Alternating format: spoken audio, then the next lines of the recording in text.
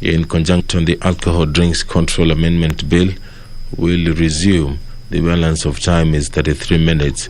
This debate is for the second reading. The Kenya Deposit Insurance Amendment Bill, National Assembly Bill number 43 of 2020, has also been lined up for debate for the second reading. This bill is courtesy of the Honorable Member Abdul Rahim.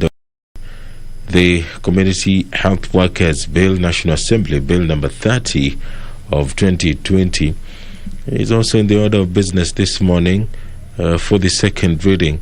The bill is by the Honorable Member Martin Peters Owina.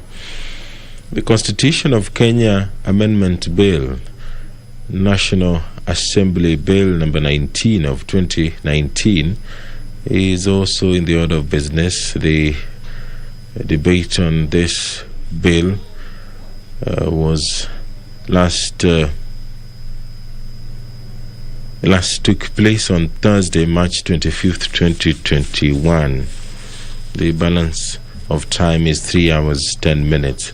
Other bills which have been lined up for debate include the Pharmacy and Poisons Amendment Bill, the Kenya Information and Communications Amendment Bill, the Computer Misuse and Cybercrimes Amendment Bill, the National Construction Authority Amendment Bill, the Labor Relations Amendment Bill, the Pensions Amendment Bill, the Health Amendment Bill, National Assembly Bill number 14 of 2021, and the Employment Amendment Bill number 2. This is National Assembly Bill number 79 of 2019. There are a number of members who will ask questions.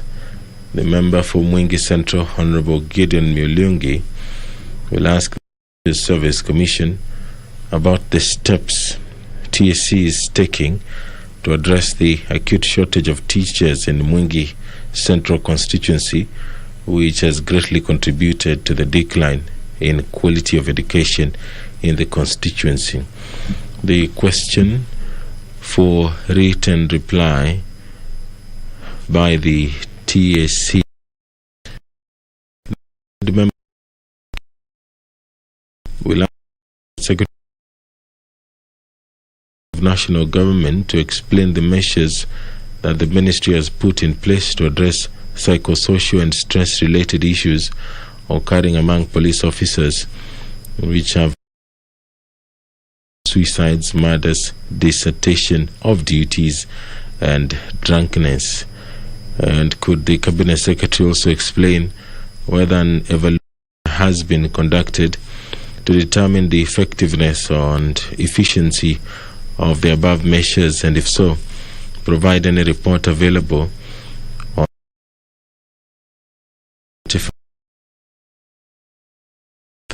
what steps has the ministry taken to promptly identify mental health challenges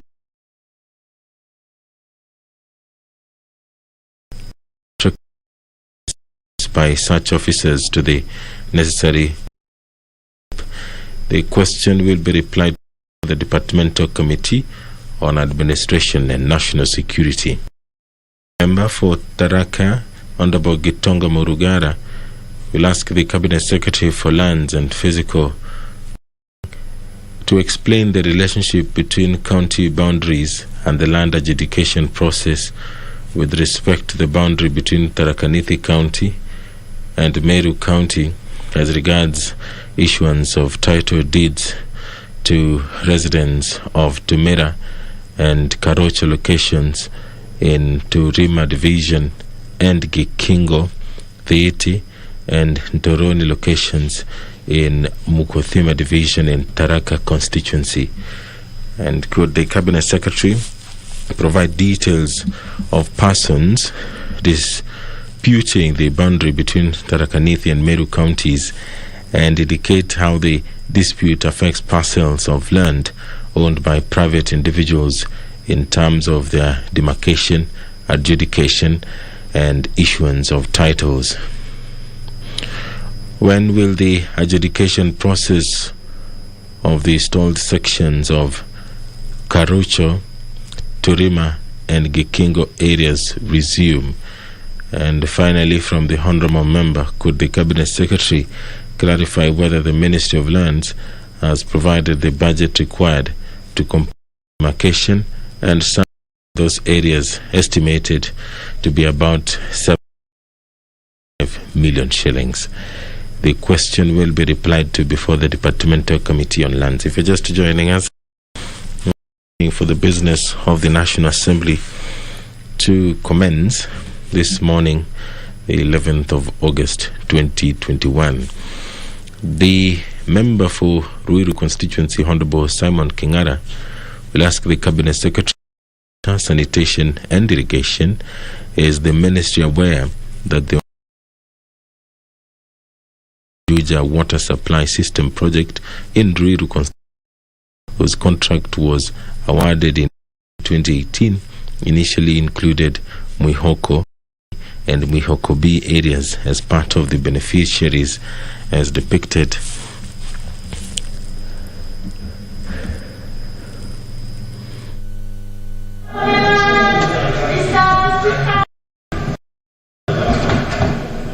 The question by the Honourable Member for Ruiru will be replied to before the Departmental Committee on Environment and Natural Resources. The Deputy Speaker of the National Assembly, Honorable Moses Cheboy, has stepped into the chambers. Now I will hand you over for this live broadcast, which has been made possible by the Parliamentary Broadcasting Unit in conjunction with the Kenya Broadcasting Corporation. I am Edward Kabasa. Enjoy your viewing.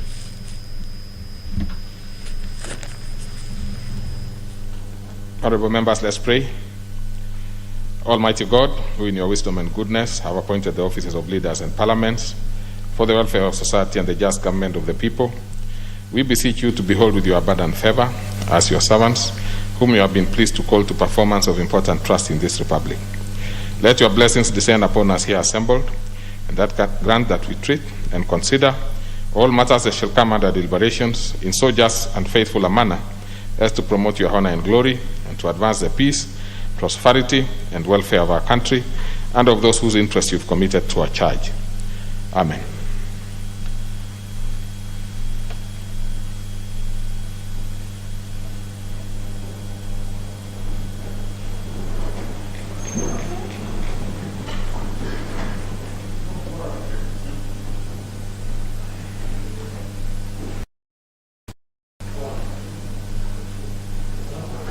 What the numbers we have? 22. Not too bad.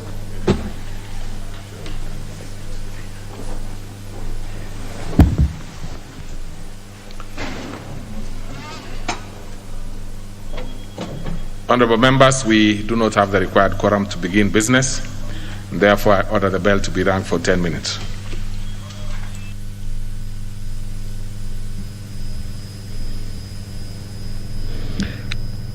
There is not enough quorum for business of the National Assembly to begin this morning, and so the quorum bell will be ringing for at least 10 minutes as respective leadership in the House mobilize or otherwise whip their members to step into the chambers to allow business of the National Assembly to begin.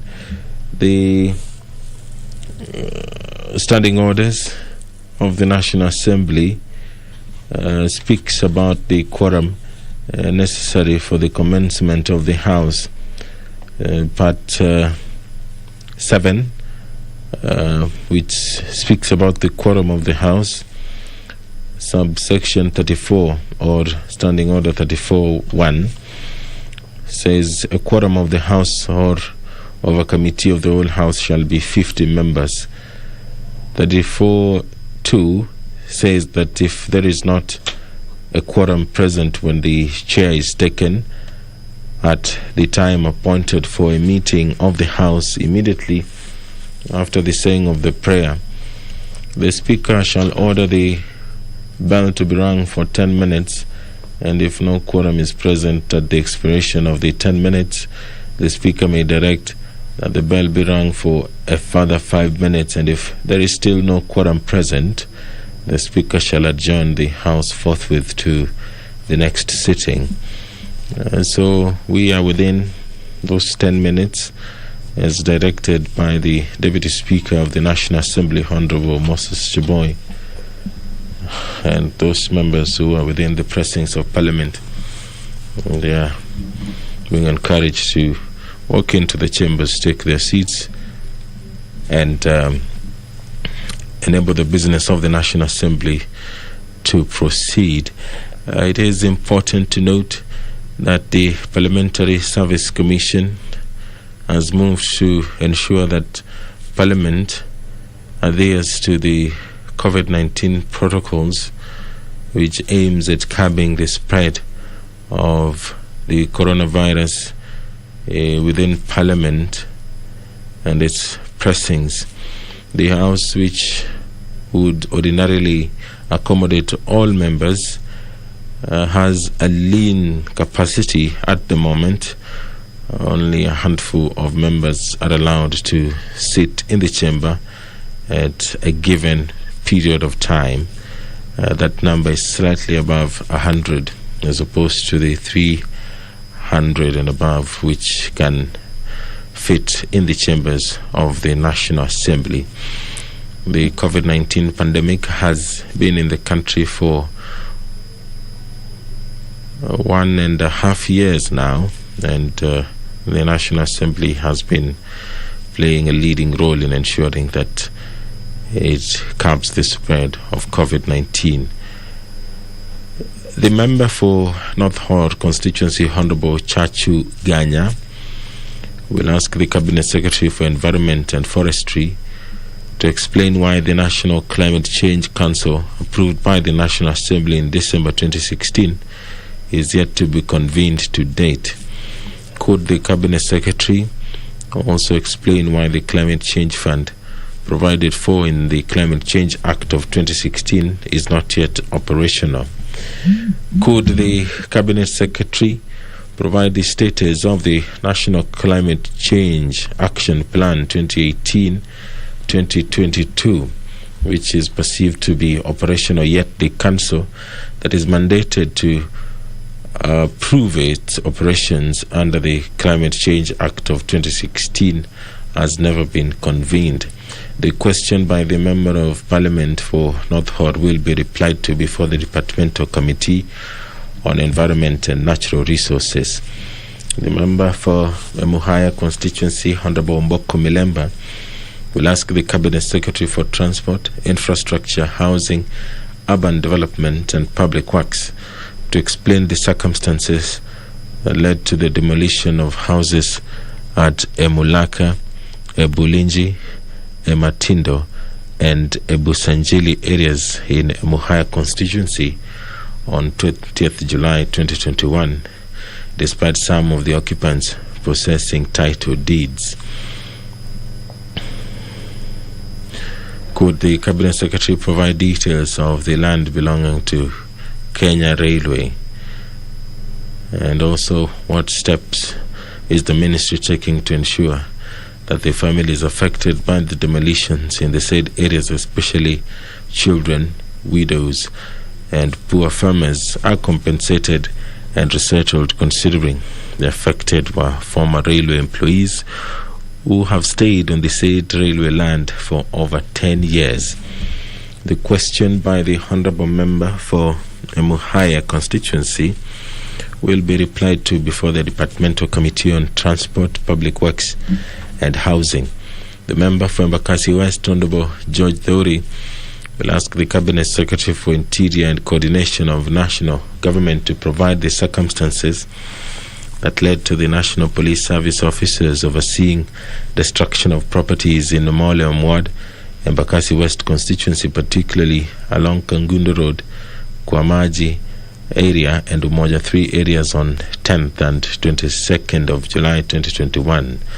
Could the Cabinet Secretary explain whether there was any court order or statutory notice given to the residents to vacate the land prior to the demolitions of the properties? What steps has the ministry taken to compensate the said victims for loss of their properties and livelihoods? The question by the Honourable Member for Embakasi West will be replied to before the Departmental Committee on Administration and National Security. We're still waiting for the quorum of the National Assembly to be achieved. The members, before I make a decision, those members who are in the other holding area, one particular one is of concern. The main holding area, the main one. Let's check and see, because I'm aware that there are a few members there.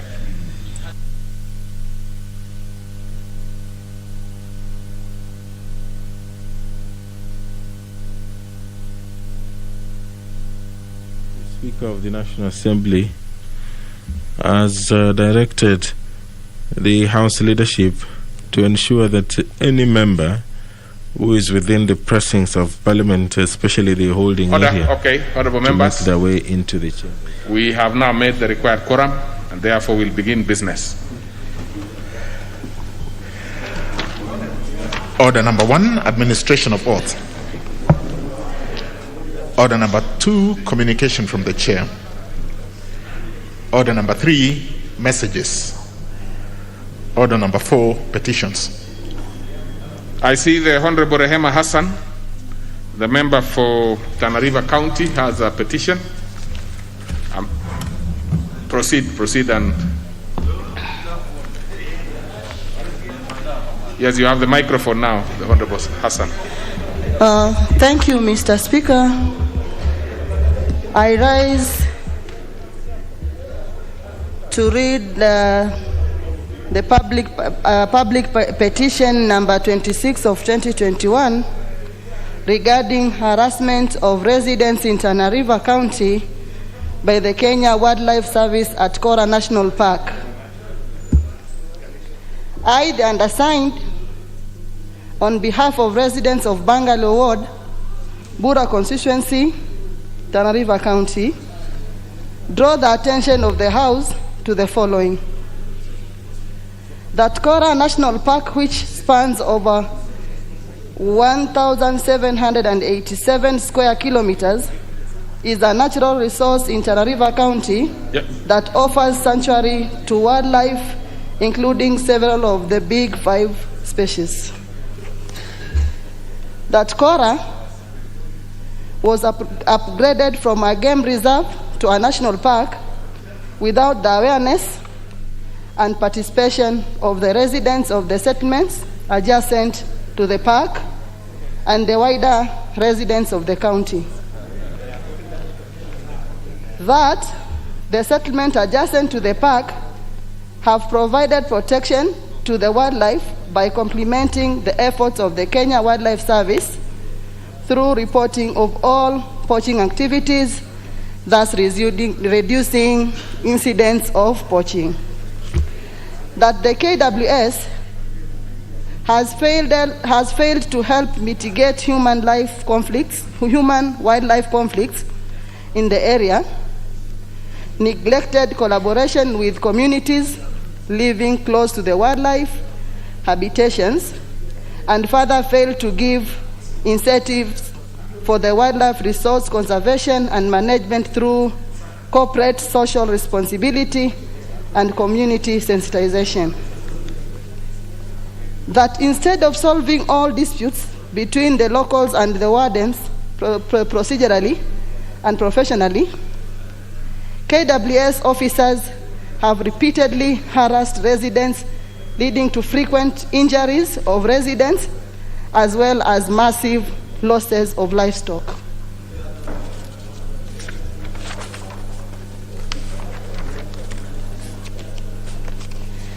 That the arising disputes are administratively presented in Meru County, where the park is managed from instead of Tana River County, where the park is situated.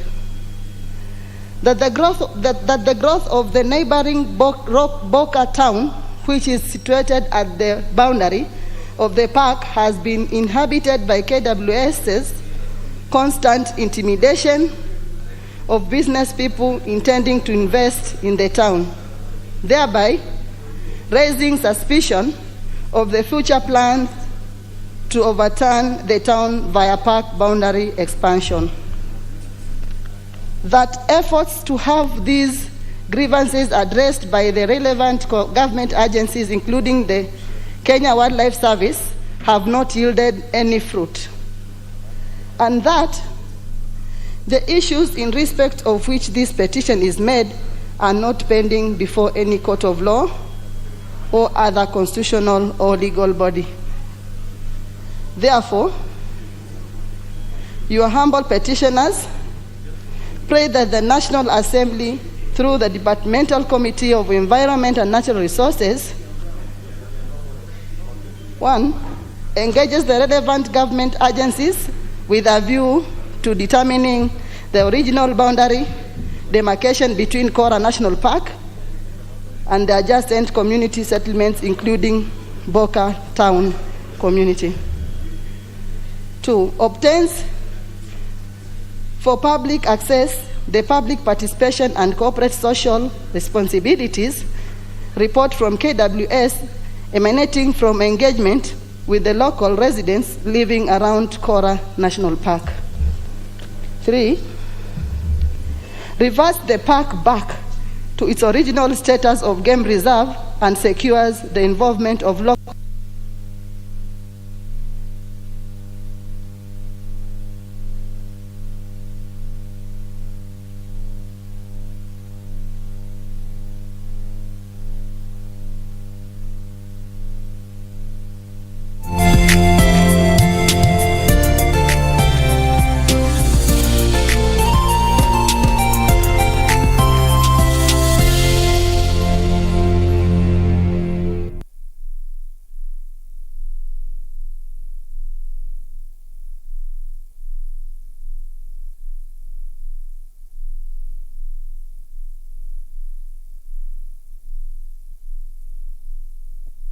Very well. Now, on this particular one, I'll give a few members who might want to give some thought to that particular petition. Honorable Murugara, you want to speak to this one? Thank you. Thank you very much, Mr. Speaker. Mr. Speaker, this petition is quite timely because for sure I know Kora National Park, which is an extension and borders the Meru National Park, which also borders my constituency. It is important that once a game reserve is being upgraded from a game reserve to a national park, there is adequate public participation. And this is the complaint that the Honorable Member for Tana River has, that the government just upgraded Kora National Park from a game reserve, which it has always been since the times of Adamson, when he used to live there. And then it becomes a national park, as a result of which the residents neighboring and also who are stakeholders are actually negatively affected. And this is not just to Kora, even to Meru National Park as we speak now. There is a dispute that is ongoing between the residents of Balambala constituency and the residents of my constituency, purely because there has been no public participation as regards the movement between the Meru National Park, Balambala and Tharaka constituency. As a result of which there are skirmishes, there is unrest, which we are asking the government to look into. This is timely and therefore needs immediate attention. Thank you very much. Honorable Mboko Milemba.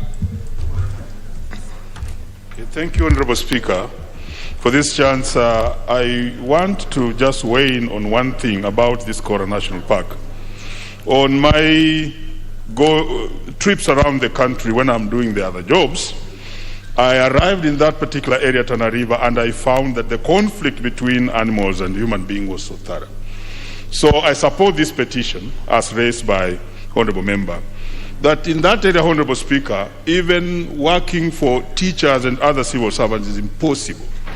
And how often do you go there and get reports that one day students wake up and find their leopards in the classes and they have to find them? Another time, Honorable Speaker, I was shown pictures of a teacher who had been mauled by a hyena. It was so serious. So, in the same place... Order. Honorable Osoro, You must be very careful not to mislead new members, especially. And I know you know what I'm saying.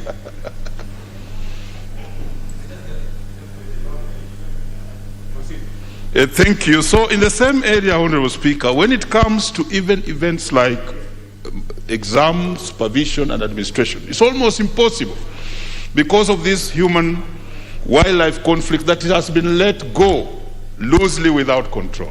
So I want to support, because I've been there, is an area, Honorable Speaker, where schools are run even under the trees, despite the fact we'll find the Minister for Education speaking very strong. Thank you, Honorable Speaker. I support. Honorable Raso, member for Saku. Thank you very much, Honorable Speaker. Honorable Speaker, I support this petition on about 3 grounds. One, these animal sanctuaries, whether they are national park or national reserve, belong to the people of Kenya.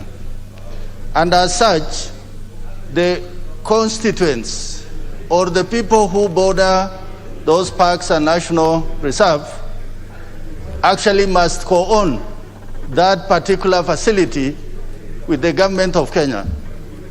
Honorable Speaker, secondly, KWS appear to be so concerned about the animals, the animal welfare, and with total disregard for the well-being of the communities who live around those sanctuaries. Thirdly, KWS must be seized of CSR, corporate social responsibility, because whatever is attracting those particular areas to be reserved for National Park and Game Reserve is because the environment is good for the wildlife. But at the same time, the people of those areas are denied access into those areas. So they must do things like schools.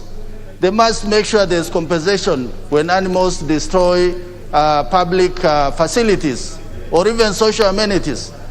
Thirdly, the issue of water is very important, because around this park, during this time, especially when there is drought, the livestock keepers go into these reserves and game park.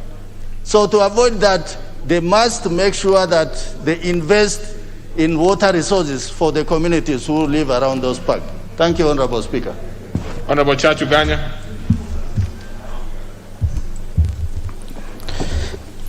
Mr. Speaker, I stand to support this petition by Honorable Member for Tana River. Mr. Speaker, this is a very critical concern for many Kenyans. I belong to that Committee on Environment Resources, which will eventually have to probe this particular petition. But Mr. Speaker, at the end of the day, it's this House to make a decision, because whenever we are gazetting national parks in this country, it is this Parliament or the August House which will make that final determination once we reach that particular stage.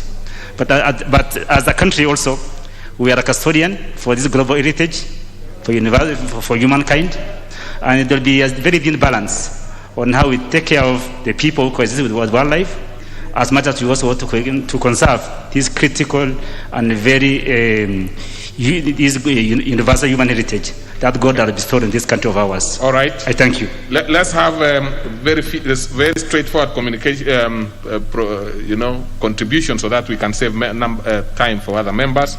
Let's have Honorable Wangwe, because I see there is a lot of interest in this particular one. So quickly, and then we'll be able to move. Thank you, Honorable Speaker. Honorable Speaker, allow me to support this petition by the MP for Tana River County. Honorable Speaker, as to what happens in Tana River, similarly happens to other places, Honorable Speaker. I want to cite a very good example of Kakamega Forest, where instead of human conflict in terms of security to human beings, Honorable Speaker, it's causing a lot of food insecurity. You find that wildlife from the forests are now invading farms, and those farms are no longer now producing enough food to serve the people. Therefore, Honorable Speaker, this petition, I would urge the Honorable Chair, who is here with us, that let him do a very thorough inquiry into the whole issue in totality, bring it to us, and then, Honorable Speaker, with the suggestions, we should now be able at least to formulate how to resolve this thing once and for all. Thank you, Honorable Speaker. Honorable Sankok, and then I'll come this other direction and give 2 members. Thank you very much, Honorable Speaker. And Honorable Speaker, I support the Member of Parliament for Tana River because, Honorable Speaker, the gazetting must have public participation.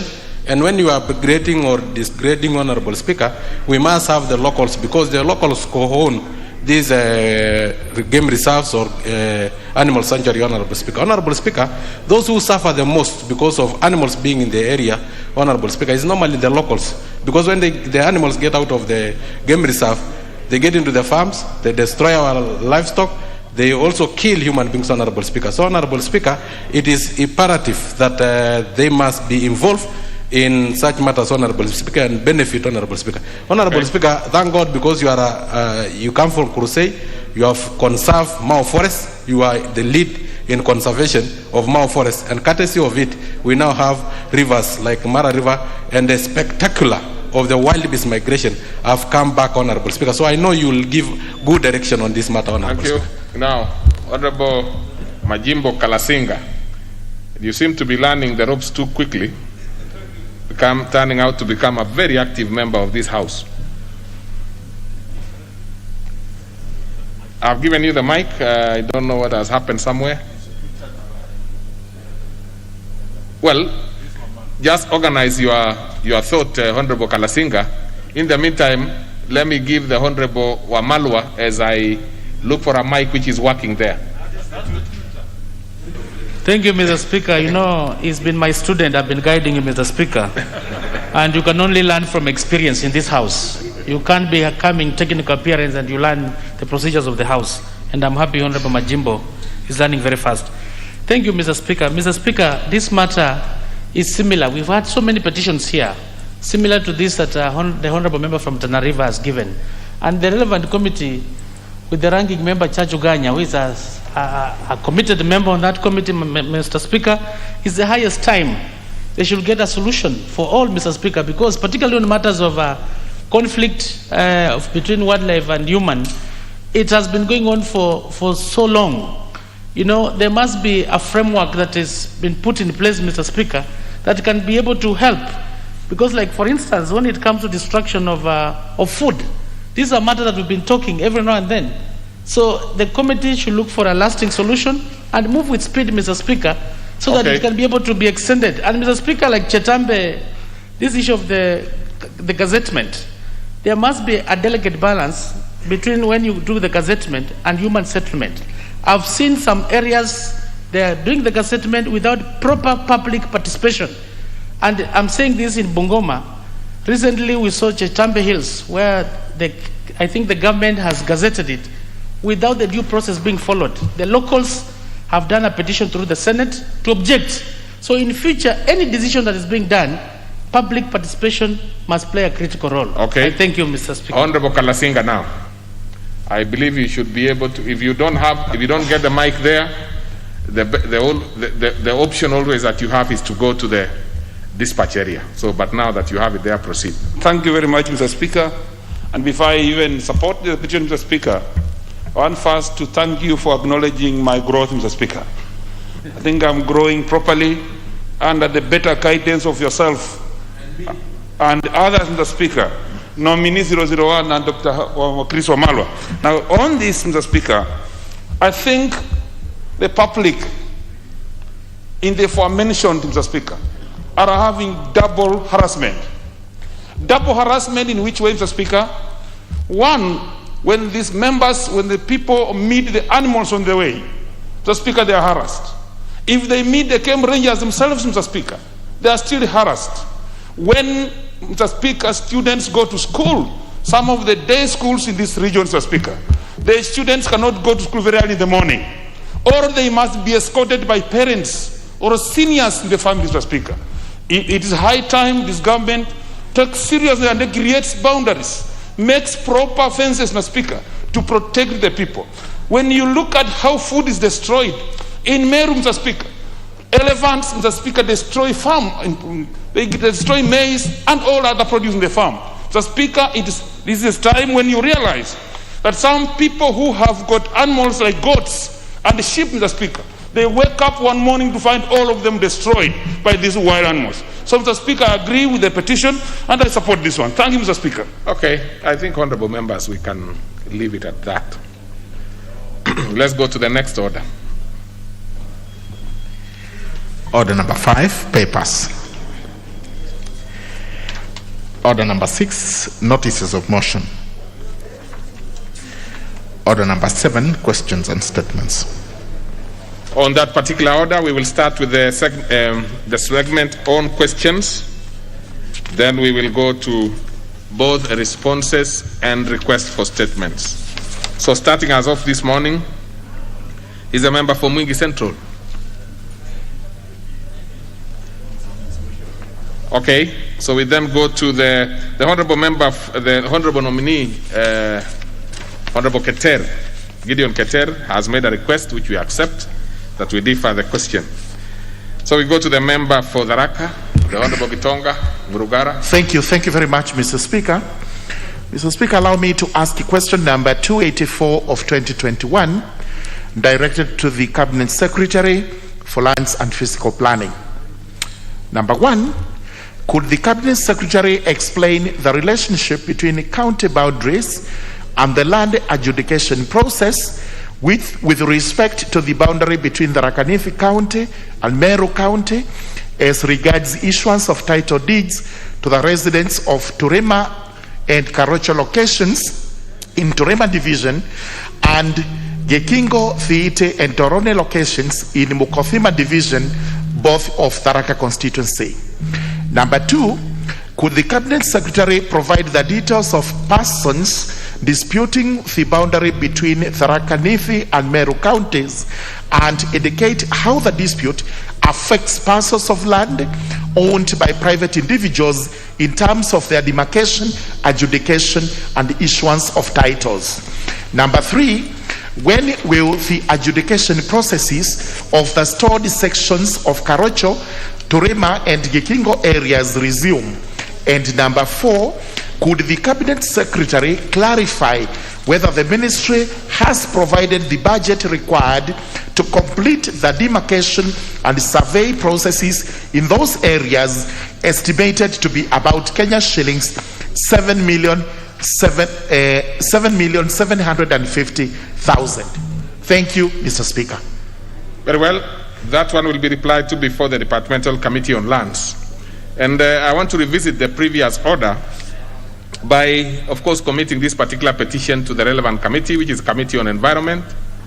And I see the chair is in the House. Are you able to indicate how your timelines? Are you able to indicate the timelines that you require to process it? But anyway, I think we normally have the normal required timelines. I'm sure you'd be able to work on it within that particular time. Unless you want to make it a little earlier. Let's have you saying something to it.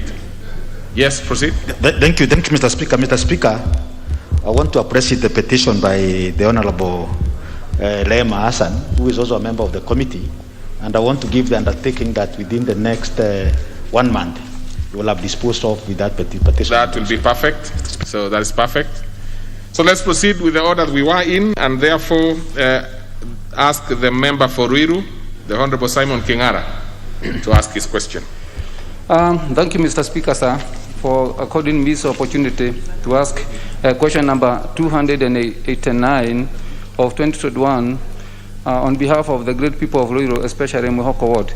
The question, Mr. Speaker, sir, is directed to the Cabinet Secretary for Water, Sanitation and Irrigation. 1, Mr. Speaker.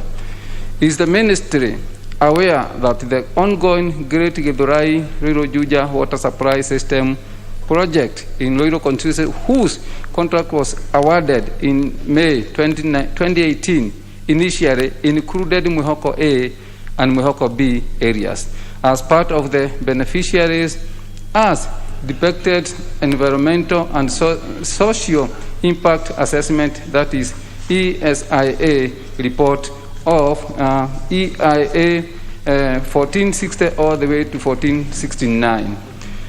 Question number 2, what measures has the ministry taken to ensure that the proposed areas in Muhoko Ward, where public participation was held by the ESIA team, including Kio Ward, benefit from the water supply project? Number 3, Mr. Speaker, could the Cabinet Secretary provide the timelines as to when Mwihoko area will be included in the project before its scheduled completion by the year 2021? Thank you, Mr. Speaker. Very well. That will be replied to before the Departmental Committee on Environment and Natural Resources. So we go to the next one by the Honorable Chachuganya, member for North Hall. Thank you, Mr. Speaker. Mr. Speaker, allow me to ask question 291 of 2021 to the Cabinet Secretary for Environment and Forestry. 1, Mr. Speaker, could the Cabinet Secretary explain why the National Climate Change Council, approved by the National Assembly in December of 2016, is yet to be convened to date? 2, Mr. Speaker, could the Cabinet Secretary also explain why the Climate Change Fund provided for in the Climate Change Act of 2016 is yet to be operational? 3, Mr. Speaker, could the Cabinet Secretary provide the status of the National Climate Change Action Plan 2018 to 2022, which is perceived to be operational, yet the Council that's mandated to approve its operations under the Climate Change Act 2016 have not been convened? I thank you, Mr. Speaker. Very well. Again, that one will be replied to before the Departmental Committee on Environment and Natural Resources, which you also happen to be a member. Next is the member for Emuhaya, the Honorable Omboko Milemba. Thank you, Honorable Speaker. I rise to ask question number 292 of 2021 to the Cabinet Secretary for Transport, Infrastructure, Housing, Urban Development and Public Works. Could the Cabinet Secretary explain the circumstances that led to demolition of houses at Emuraka, Ebulingi, Matindo, and Busanjiri areas in the Emuhaya constituency on 20th July 2021, despite the occupants possessing title deeds? Number 2, could the Cabinet Secretary provide details of the land belonging to the railway line in the area? Number 3, what steps is the ministry taking to ensure that the families affected by the demolitions in the said areas, especially the children, widows, and poor farmers, are compensated and resettled, considering that the affected have stayed on this land for more than 50 years? Thank you, Honorable Speaker. Very well. That one will be replied to before the Departmental Committee on Transport, Public Works and Housing. So we go to the next and the last one by the member for Embakasi West, Honorable Theuri. Thank you, Mr. Speaker. Allow me to ask question number 301 of 2021 to the Cabinet Secretary for Interior and Coordination of the National Government. Number 1, could the Cabinet Secretary provide the circumstances that led to the National Police Service officer overseeing destruction of property in Molem Ward, Embakasi West constituency, particularly along Kagundo Road, Kwamaji area and Umoja 3 areas on 10th and 22nd July 2021? Number 2, could the Cabinet Secretary explain whether there was any court order or statutory notice given to the residents to vacate the land prior to the demolition of their properties? Number 3, what step has the ministry taken to compensate the said victims for the loss of their property and livelihoods? Thank you, Mr. Speaker. That one will be replied to before the Departmental Committee on Administration and National Security. Then now we go to the segment on statements. I think the better way is to start with the statement request, and then we go to the responses to various statements.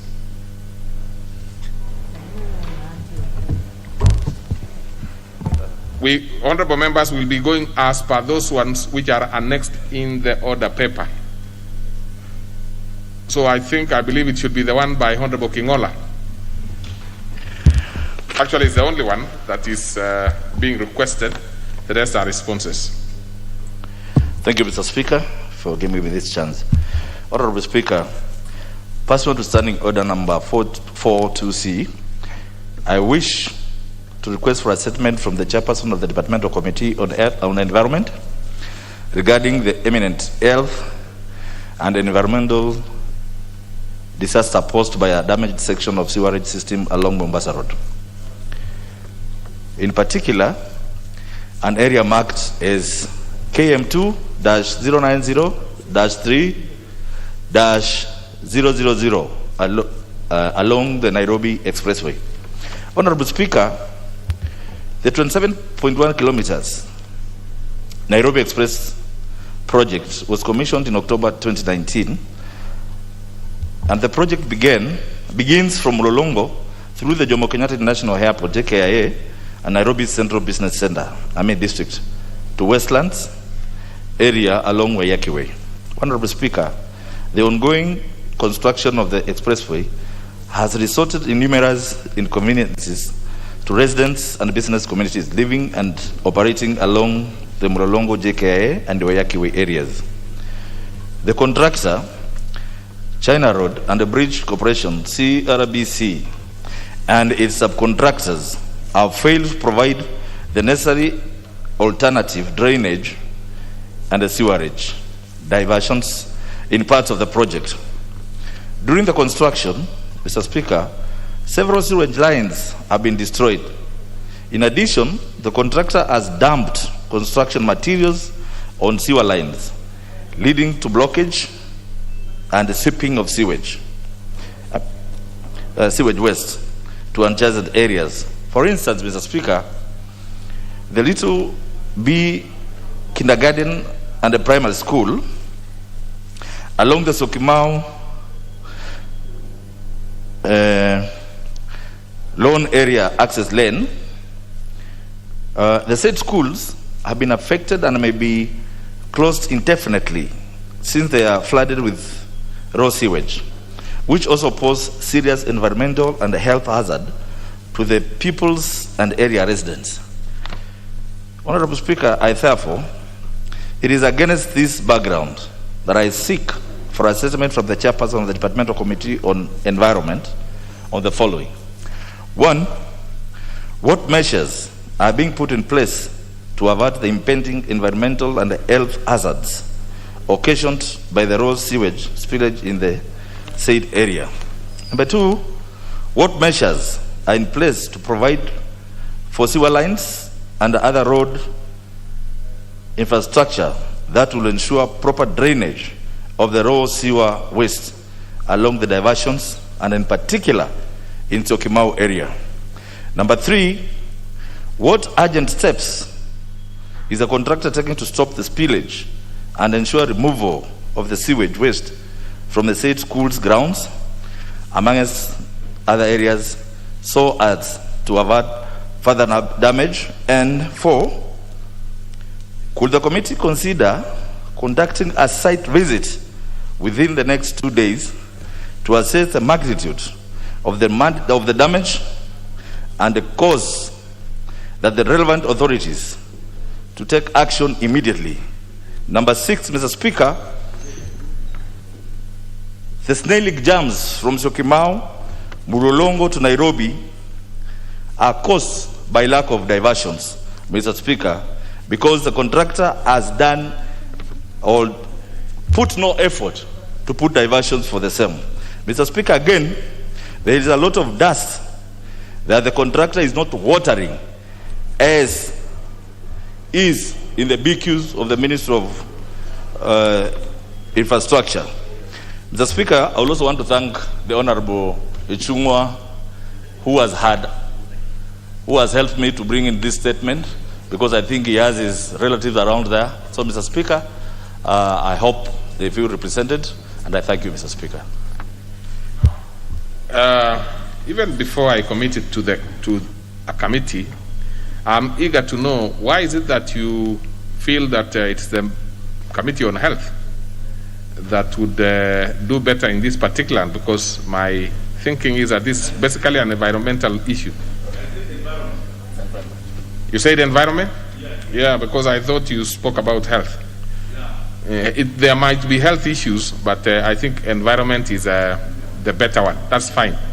So before I commit to the committee, I'd give two members from either side to see if there is any issue that you would want to have it there before I give the chair of the committee to tell us the timelines and the preparations that he would make.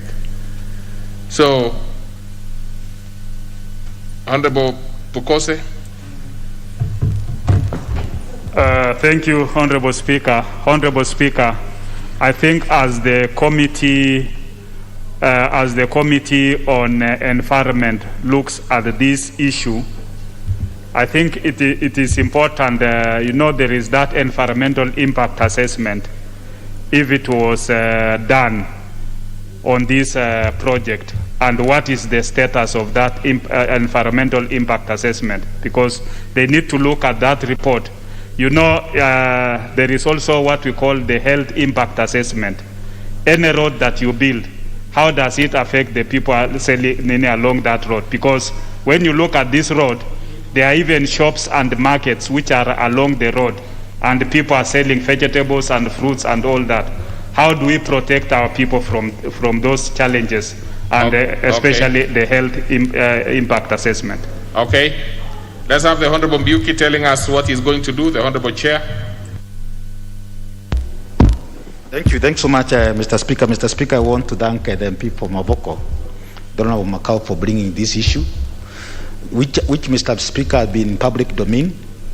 And I want to appreciate the magnitude of the environmental and health issues which have been raised. And I want to make the commitment, Mr. Speaker, that with the support of the clerk's office, this committee, the Committee of Environment and Natural Resources, will schedule to visit the place next week on Tuesday. And at the same time, within the course of next week, Mr. Speaker, we engage the relevant authorities, and specifically the Ministry of Infrastructure, as well as the Ministry of Water and Sanitation. Mr. Speaker, we're having two contracts there. There's the contract to do the expressway, and the government has also committed more than 3 billion to relocate the existing water and sewer pipeline. So, Mr. Speaker, I strongly want to believe that the contractor who is handling the issues of sewer and water pipeline will be able to move with speed so that the same can be restored. So, Mr. Speaker, I'm requesting for 2 weeks so that the Committee of Environment and Natural Resources can be able to come and give a comprehensive statement on how the matter has been resolved amicably, so to avert any health and environmental issues which is coming up in Mavoko. I thank you, Mr. Speaker. I hope the member for Mavoko has heard that. We hope that that thing will be, of course, dispensed with as quickly as possible.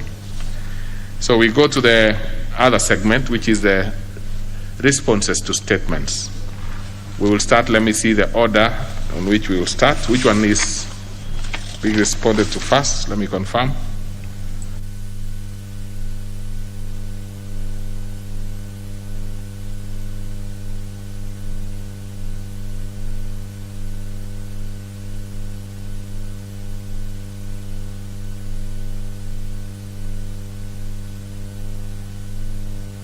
So then we will start with the response to the Honorable Kangogo Bawen's request for statement on banditry attack and killings in Marakwet East constituency, which will be responded to by the Chair Administration and National Security Committee. Are you ready, the Honorable Chair? Yes, sir. Then proceed. Thank you, Honorable Speaker. Honorable Speaker, this is a response to request for statement by the Honorable Member for Marakwet East, the Honorable Kangogo Bawen, who sought the following from the Cabinet Secretary in charge of Interior and Coordination of National Government. 1. Could the Cabinet Secretary explain the measures the government is taking to address the resurgence of raids and banditry in Marakwet East constituency? And the second one was to state the efforts that are put in place to arrest the perpetrators of the attacks and recover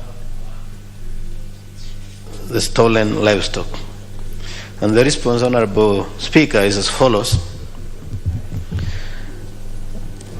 following reports of cattle rustling in Marakwet East constituency, security agents in the area responded and made the following recoveries.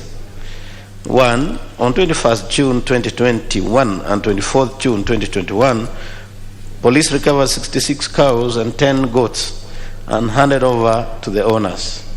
2.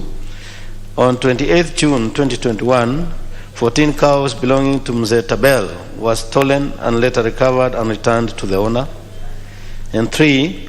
On 3rd July 2021, 95 goats and 7 cows belonging to William Chebet and Kipkori Limo respectively were stolen, and efforts to track and recover them are ongoing.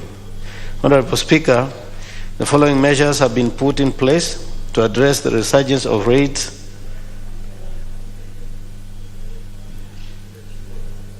and banditry in the constituency. 1. Peace committees are actively engaged in bringing the warring communities together. So far, the efforts are bearing fruits. And 2, security patrols have been enhanced and additional personnel have been deployed in areas of Kaben, Chepto, and Kaptora operation camps, which are strategically situated along possible entry routes normally used by bandits. 3.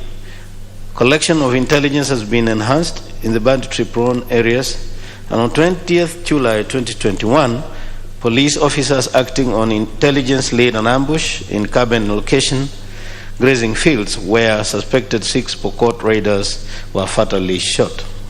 And 4. The frequency of peace barazas has been enhanced between the warring communities. Honorable Speaker, the government has employed various measures in efforts to recover stolen livestock and arrest of the perpetrators involved in these activities. That since 21st June 2021, a total of 211 heads of cattle, 262 goats have been recovered. Similarly, 2 notorious suspected cattle rustlers, namely Kisang Loklem and John Kiplagat, have been arrested, and police are using information received from them to track and recover stolen livestock. The SCCIO Marakwet East is profiling and monitoring all known suspects to establish their networks and funding with an aim to effect arrest for those found to be involved in cattle rustling menace. However, the following issues continue to pose a challenge to the security agencies, namely 1, the cattle rustlers are treated as heroes, and thus the community members are never willing to share intelligence on their activities or inform on their hindouts. Order. There must always be social distance among members, unless they came from the same house. Order. Order, honorable members. I do not know what is really. Well, proceed. And members must always keep social distance, as I've repeated, unless they came from the same house. Proceed. Thank you, Honorable Speaker. The second challenge is that Marakwet East constituency has rugged terrain and impassable routes, which hamper swift response to incidents by security personnel. 3, presence of illegal firearms and crude weapons in the hands of warring communities. And 4, lack of alternative means of livelihood in both communities, which make them resort to cattle rustling. And lastly, the 5th one is that both communities sympathize and support their respective bandits' activities. In order to deal with insecurity in the area, the government intends to implement the following measures, namely 1, deployment of special police unit at Dira between Baringo and Marakwet, which is a possible escape route, and 2, establishment of a police station at Chesogon area. I thank you, Honorable. Very well. The Honorable Member for Marakwet East. Yes, represented by the Member for Marakwet West. Thank you, Honorable Speaker.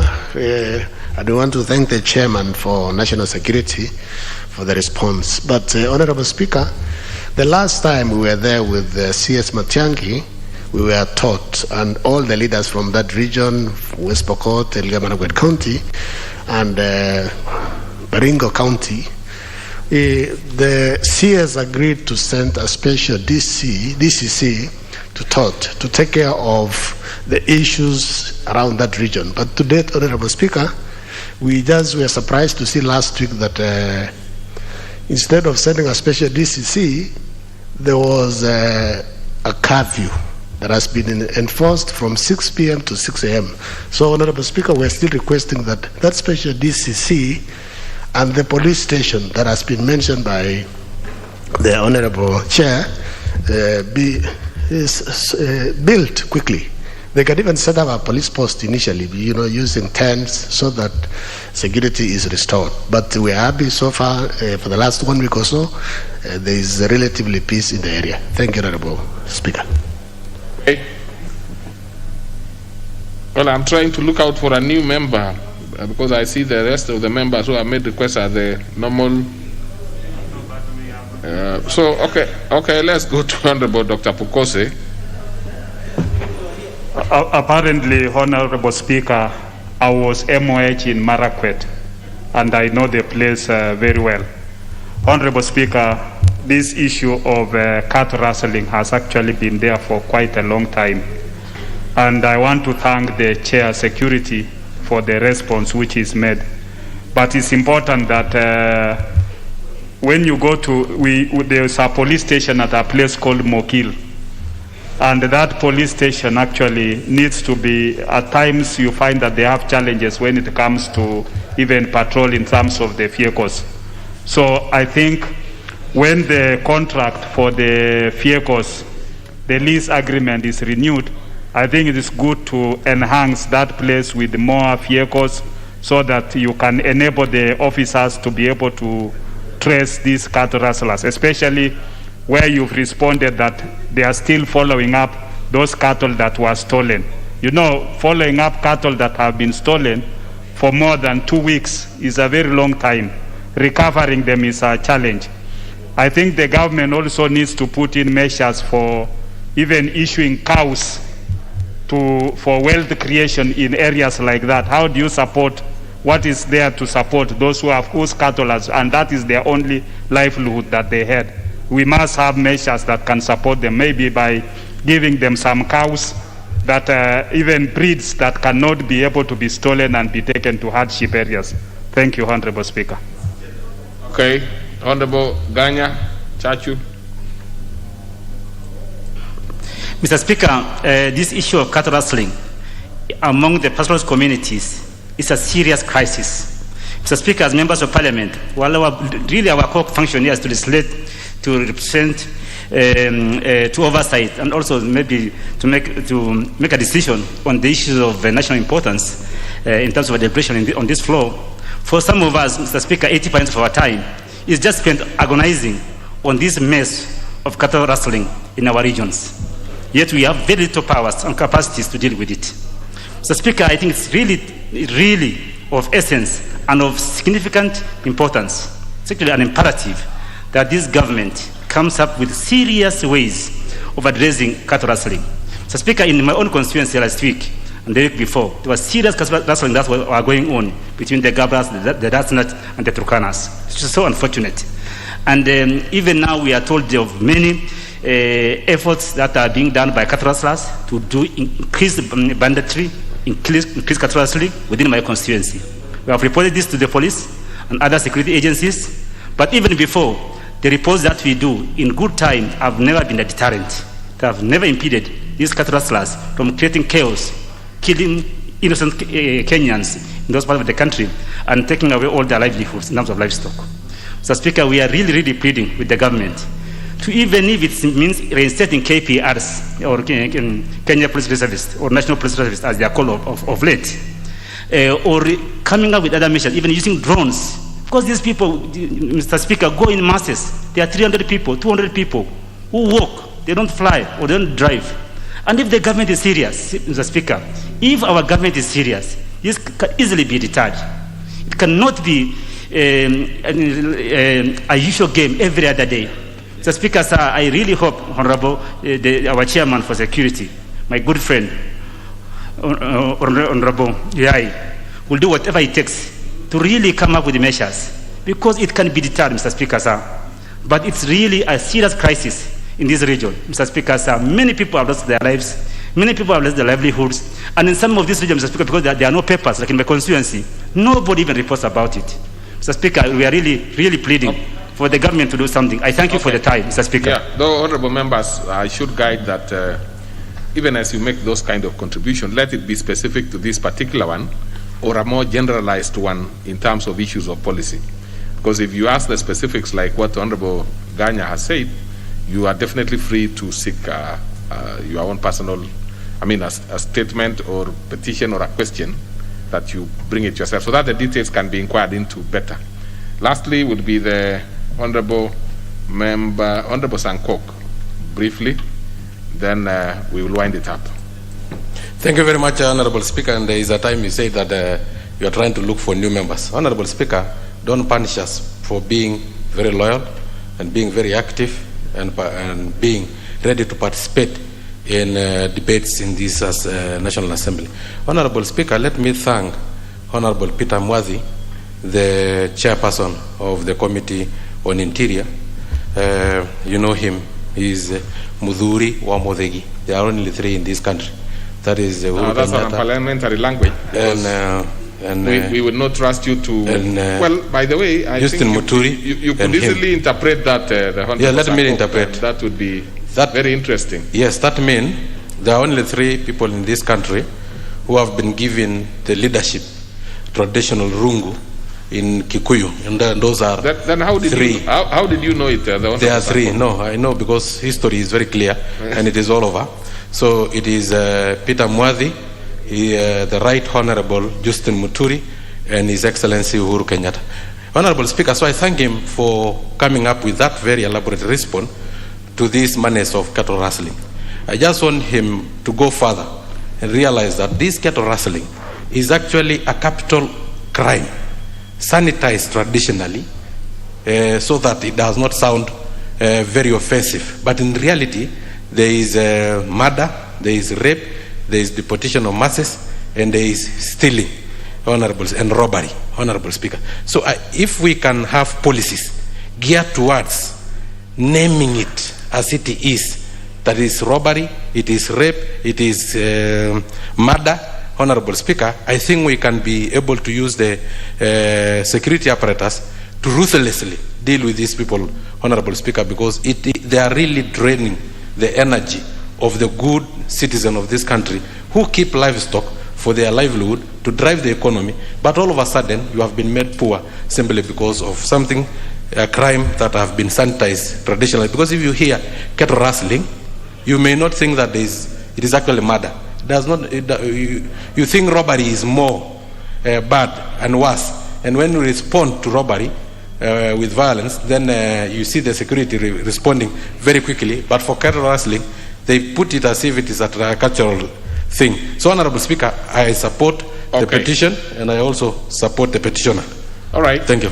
All right. Do you have anything to say in response to the Honorable Mwadhi? I see most of the members are basically encouraging you to do more, but they seem to be satisfied with your answer.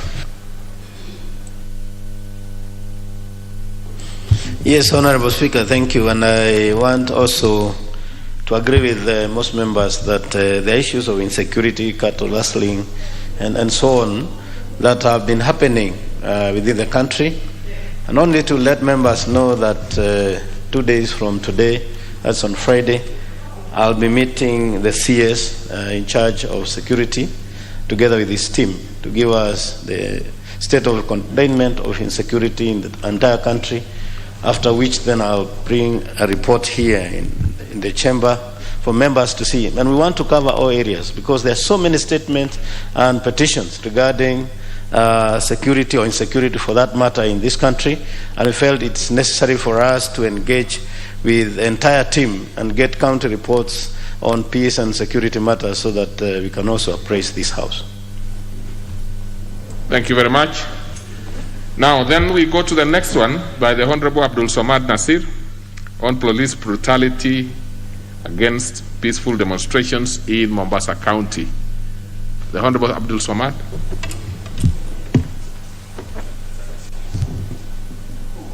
Okay. So it's a response, but still we would be happy when we see members who, in fact, many a times the chairs are accused when they are not in the House. I think we should treat the members in exactly the same manner when they are not in the House and the statements are being responded to. You know, it's good for them. We would expect them to be asking getting clarifications from the chair. So you don't simply request for a statement and leave it there. So, okay, you can proceed and respond to that one. Probably I will not open it up to too many, interventions because the member is not here himself. Proceed, Honorable Mwadi. Thank you, Honorable Speaker. Honorable Speaker, the member for Parliament for Movita constituency sought a statement regarding police brutality against peaceful demonstration by residents of Mombasa in expressing their views on ongoing conflicts in the Middle East.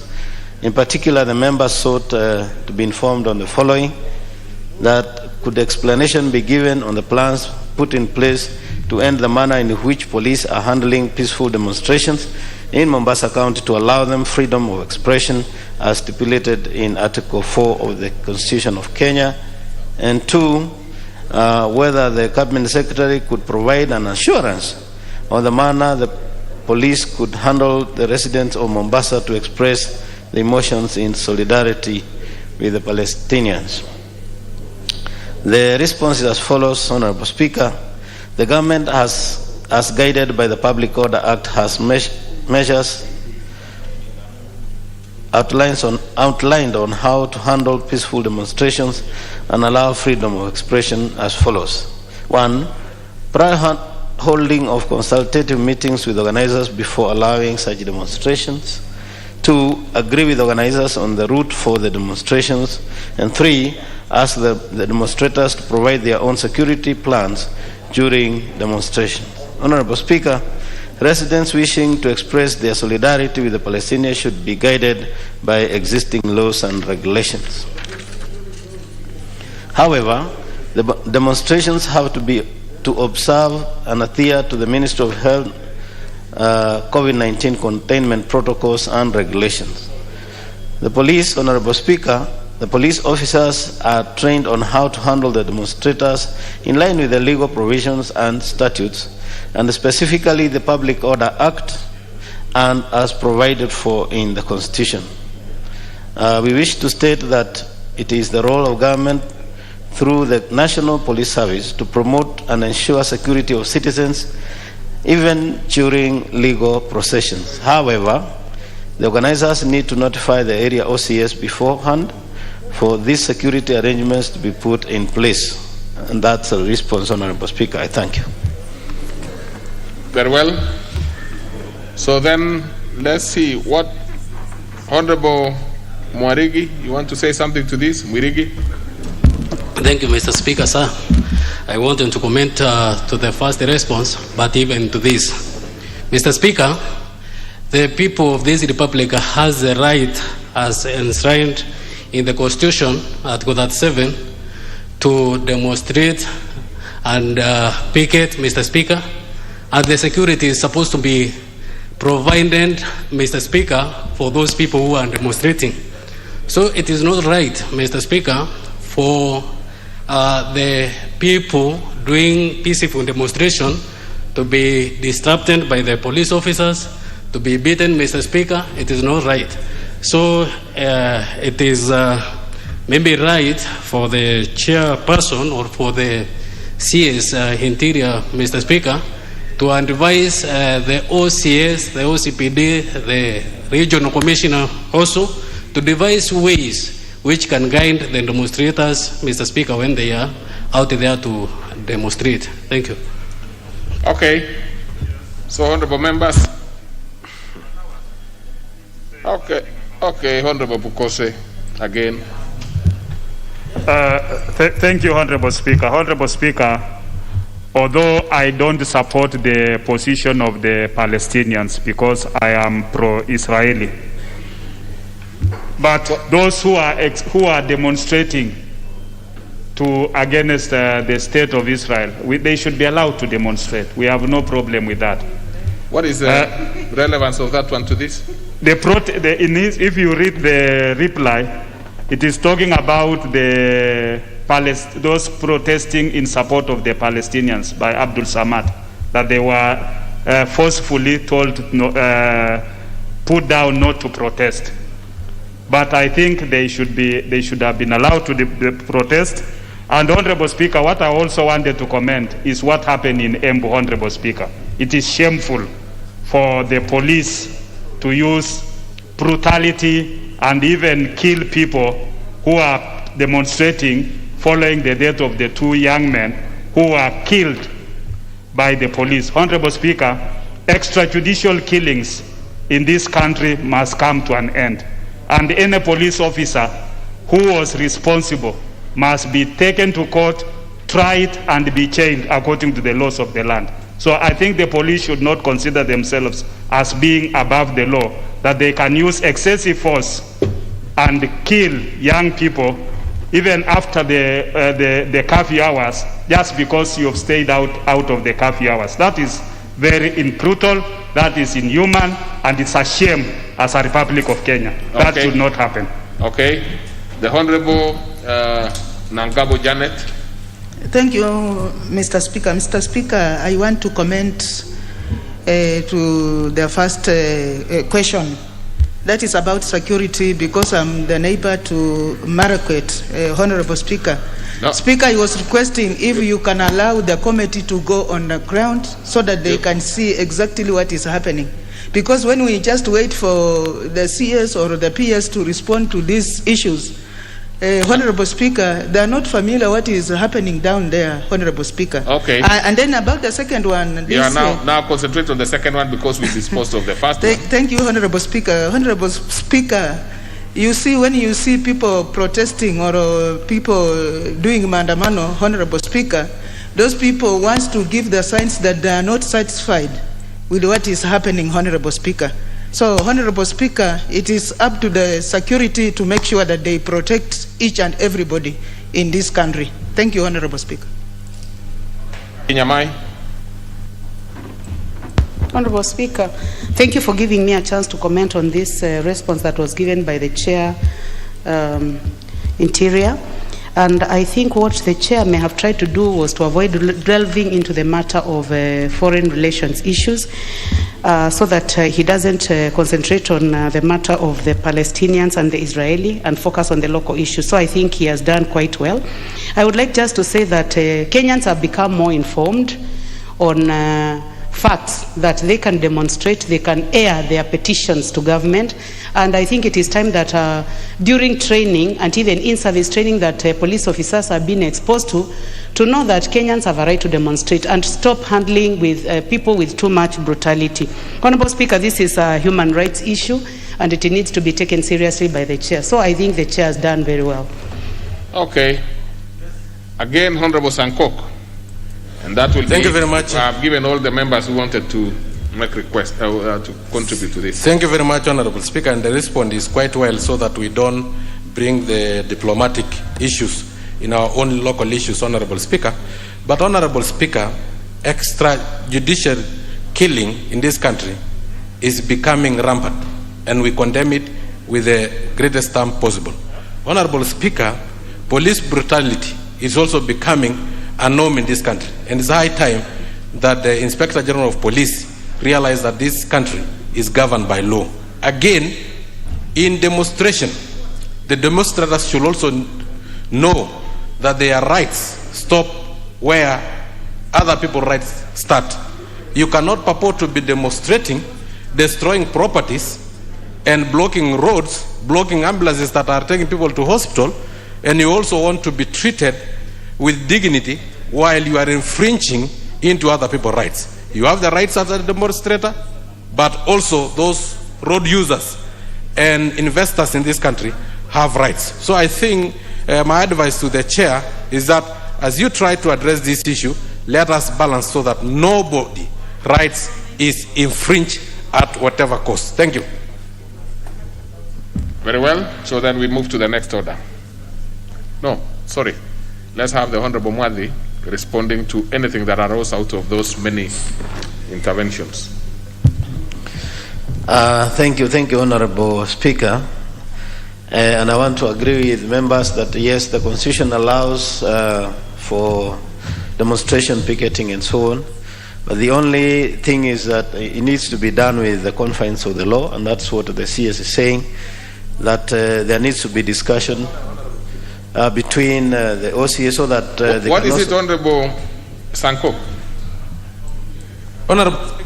Honorable Pasaris seem to be attracting a lot of, because the social distance in this country is still a directive from the Ministry of Health. Honorable Speaker, and Honorable Pasaris was earlier sandwiched between the two honorable members, Osoro. And now again, there are no sandwiches here. Order, Honorable Sanko. Yes. Take your seat. You have made a very reasonable, you have made a very reasonable intervention that we should keep safe distance. But the issue of sandwiches here and others, we are in the chamber. Those ones are probably in the other side. But honorable members, kindly, now honorable members, you must keep social distance. Honorable members, you must keep some social distance, and I see some members actually flouting that even as maybe I would help you members to send some of you out so that you can consult better outside there. Honorable Wanjala, now I must Honorable Wanjala. No, it's this one. It's mostly Honorable Pasaris is the one that's doing it. Take your seat, Honorable Pasaris. And Honorable Wanjala, you will not be allowed at all to flout the social distance requirement. Thank you very much. Let's proceed. Thank you, Honorable Speaker. As I was saying before, the issue of alleged sandwich came up, is that I agree with members that there is no police officer who should use excessive force, and that at the same time, Honorable Speaker, to let members know that we also have IPOA, which is also oversighted by this committee, and we take seriously the reports that come from IPOA in regard to police excesses on what the members of the public are doing, or if there are any brutalities. But at the same time, to inform members that it's good for anybody wishing to demonstrate or picket to liaise with authorities, as alluded to by the CS, so that one, they can get security, and also the security of those people along which route they will be passing. But generally, Honorable Speaker, we bring this also to the attention of the CS in our meeting with his security team. I thank you. Thank you very much, Honorable Mwadhi, and you've done very well. Present to answer, to respond to all the statements. That is good. And the members, you must keep up. If you do not do that in future, we probably will not ask the chairs to respond.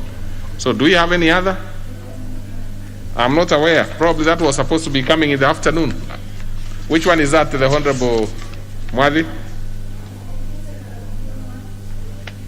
Because to the best of my knowledge, what we were to do in this morning, we have done. Honorable Speaker, I had 3 in the morning and 3 in the afternoon. Which one is that? This one is the one that was requested for by the member for Turkana East constituency, Ali Mohammed Lokiru. You see where the problem is? Whereas I have no problem with that. The members are guided by what is in the appendix of our order paper. So if he is not going to be here, probably will be disadvantaged because he probably did not know that it was going to be responded to. So unless he's here, I would request that you do it in the afternoon. But let me also say this, that my practice, and I think is a good practice, Honorable Speaker, is that before we read and take it to table room, we normally consult the member and they accede to us, our request to give the statement. So in this case, unless it was not listed. No, it's not listed. I've just confirmed. That's fine. Then positively that it was not listed. It's been actually listed for the afternoon. All right. Now, well, it's good that you are being very efficient. Yes. But the problem is, if the member had gone through the order paper and seen in the appendix of the afternoon's order paper that is going to be then, we will actually disadvantage him. So kindly be available in the afternoon to reply to that. Thank you, Honorable Speaker. I'm properly guided. Thank you. So we go to the next order. Order number 8, the Alcoholic Drinks Control Amendment Bill, National Assembly Bill number 70 of 2019, second reading, resumption of debate. On this particular one, we had 33 minutes left, so the mover should be ready to respond anytime, 10 minutes before the end of these 33 minutes. So let me see if there are members who want to speak to this one. I see the Honorable Pasaris. You want to speak to this one?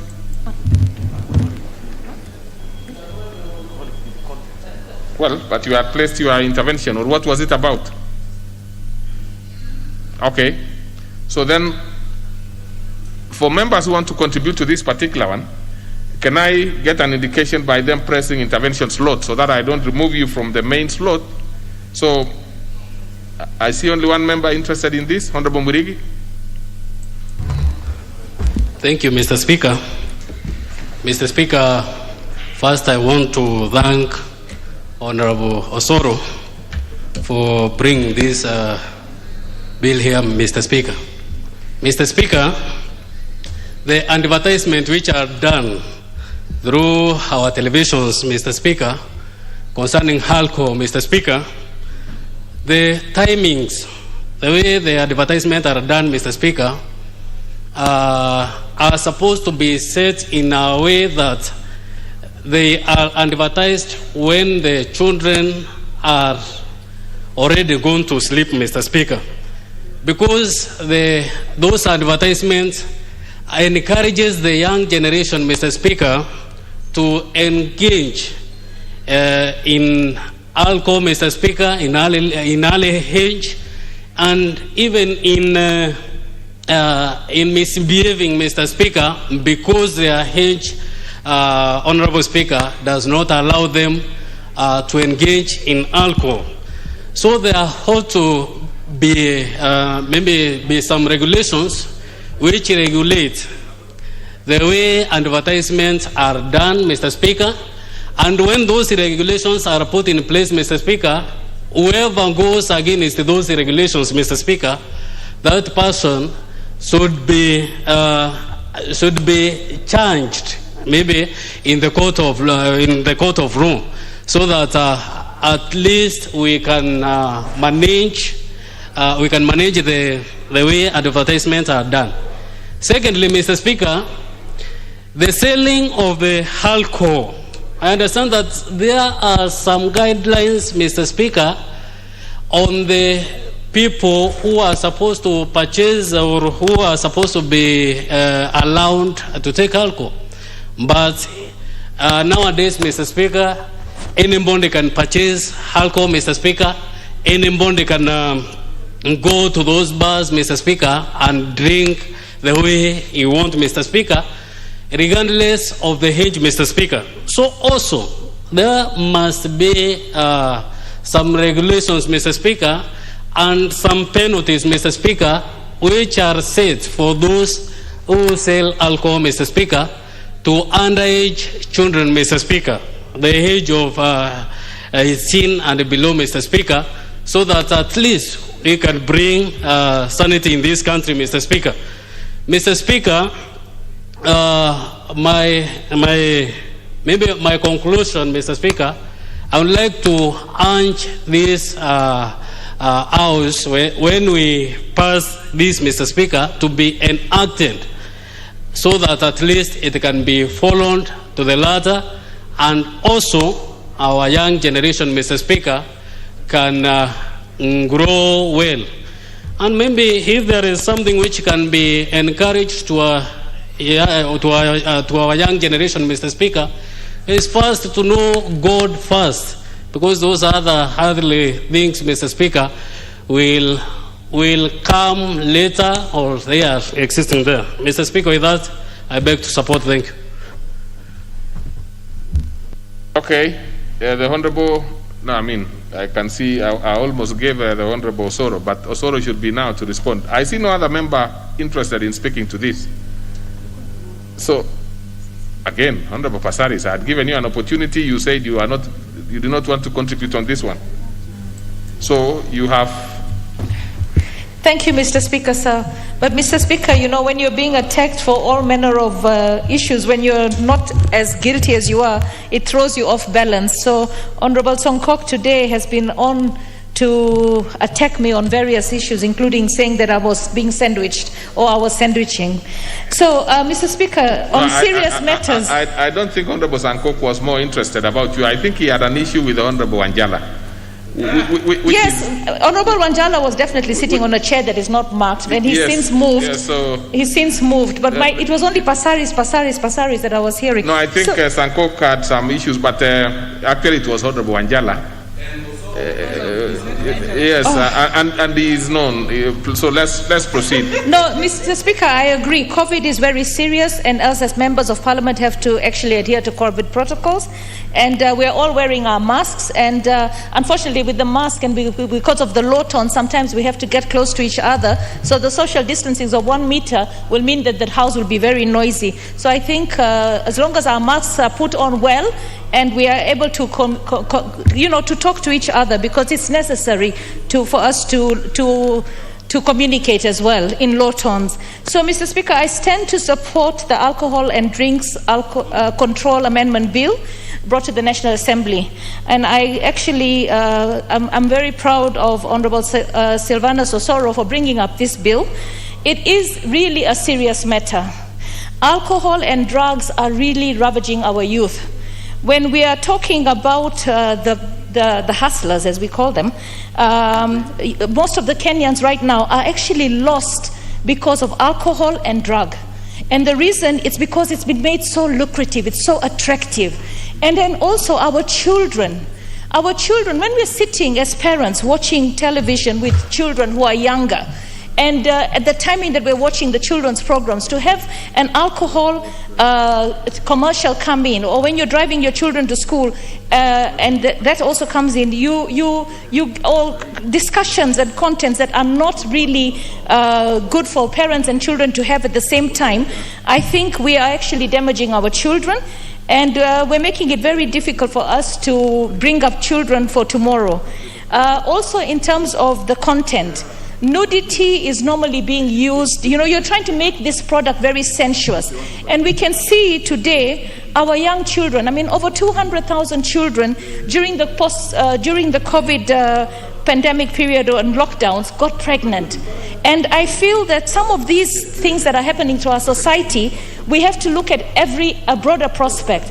And we have to agree that when we want to communicate with adults, we communicate with adults during the time that adults are the audience.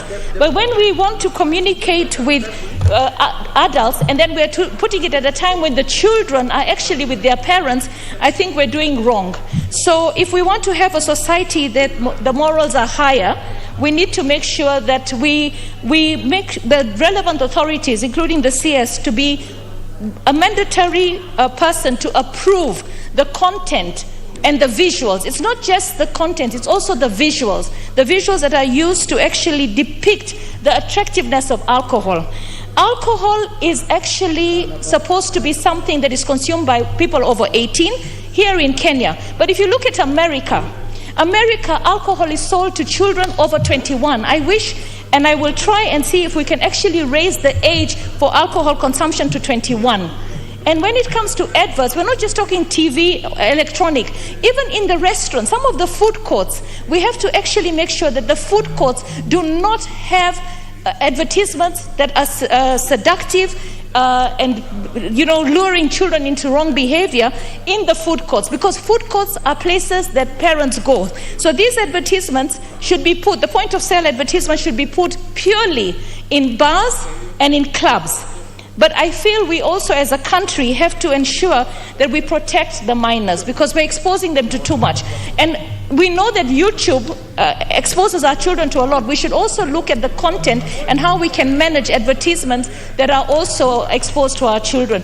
Educate our parents on how we can put various censures on the children's electronic media, because it's an all-rounder. We can't just look at one area. And I absolutely support the bill. Thank you. Now you see how good a contribution you are going to make. Now, I think we now we have the mover to respond, because everybody else seems to have spoken.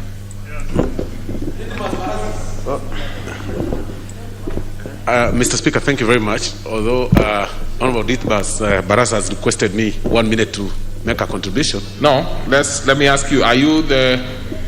I am moving you through the chair. You want to contribute? No, I'm responding. I'm replying. You are responding, isn't it? Yes, sir. Yeah, because you are talking about Didmas Barasa. Where is Didmas Barasa? No, he sought 1 minute from me, donation, and I wanted to request you to... No, we don't have a problem with giving out time. In fact, you could give him yourself. But since I've given you now, you are free to donate to any member, because we have not cut debate. Okay. We do not cut debate on this one. So you can give the Honorable Barasa if you wish. Okay. And actually, unfortunately, you should have requested. We were looking for members who want to speak to this, so you should have gotten more time. But now that you did not request at that point, probably you don't even have a card. Just have the 1 minute that you are given by your colleague. Did you say 5 minutes? If you do 5 minutes, then the Honorable Osoro would have five minutes remaining. I said 2 minutes. 2 minutes. 2 minutes, Honorable Osoro. Not Honorable Didmas.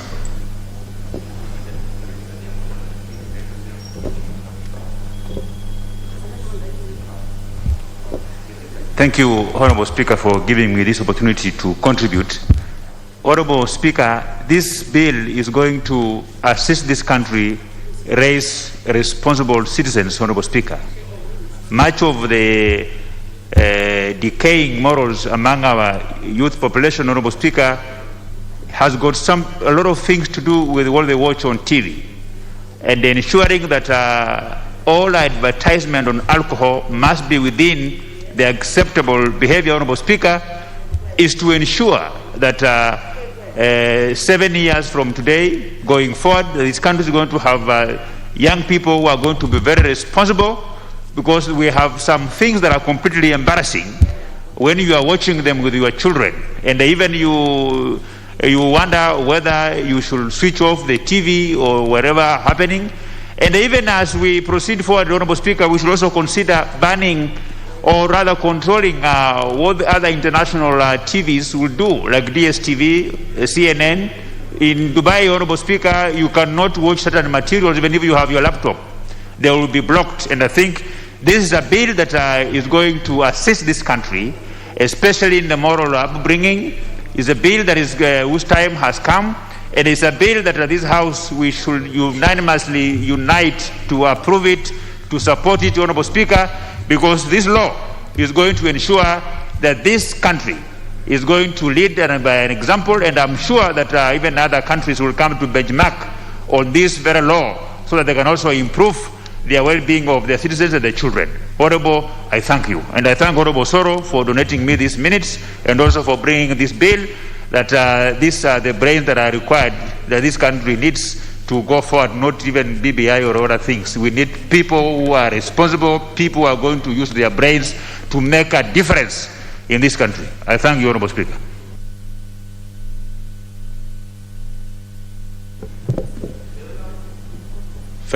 Thank you very much. The Honorable Soro. Thank you very much, Honorable Speaker. I want from the onset to appreciate all the contributions that have been made by my colleagues in this House. Since we started this motion and the second reading of the Alcoholic Drinks Amendment Bill number 70 of 2019 last week on Wednesday, I take in and admit the proposals that many of our colleagues made here in regard to further amendments to the particular bill, and I invite them further to review it and bring forth the amendments when we get to the third reading. This clearly shows that we've all fallen victim of embarrassments with very funny content, when very funny content is brought on TV, especially when you are seated with members of the family in the house. It's usually very embarrassing to see somebody dancing naked while advertising alcohol. You know, when you are seated with your teenage kids, it's usually very embarrassing to see that. You actually feel like you need to switch off your TV. So the bill, as I said earlier, sets to review such content, and not just content, but also the timelines that such content should be brought on TV if it must be brought. And that is why I invite the honorable members, when you get to the third reading, the further amendments that most of them proposed, in regard to what should be termed as moral content and what should be termed as immoral, what regulations should be set, of course, and with the punitive measures. Like Honorable Millie said, that 500,000 for the defaulters, or rather for those who will, of course, not comply with the law, is a bit lenient, and she felt that we should set higher retributive measures, for purposes of morality, so that we are able to save, the next generation. Several members, of course, said that young families are dying, and the young families are fighting. People are not able to raise their children well because of this alcoholism. And it's upon us now to set the ground earlier, to set people earlier, to try and twist the content that is brought on TV. We might not really be able to kill immorality and bad manners and drug abuse in the country entirely through one angle, but at least we can try, even if it's 5%, to limit such content that motivates our young ones, to do some immoral things and to engage themselves in drug abuse. And one such way is by limiting the timelines that this alcohol is brought on our screens, by also directing, or rather regulating, the content that is brought on TV when one is advertising a certain type of a drink, alcoholic drink. Because as I said, sex is not related to alcohol. How they try to twist it and marry them and bring them forth on TV between 8 and 9 when you're seated with your kids, teenage kids, is very confusing. And that is why we are pushing for this. And for that reason, as I thank the honorable members and I invite them for the third reading, as we seek further to review the regulations, I beg to reply. Thank you, Honorable Speaker. Very well done, Honorable Soro, but I will defer the putting of the question to such time that the matter will be set down on the order paper again. I direct that we move on to the next business. Order number 9, the Kenya Deposit Insurance Amendment Bill, National Assembly Bill number 43 of 2020, second reading.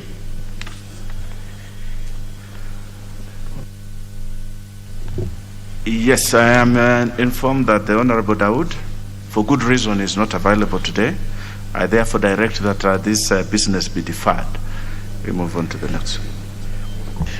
Order number 10, the Community Health Workers Bill, National Assembly Bill number 30 of 2020, second reading.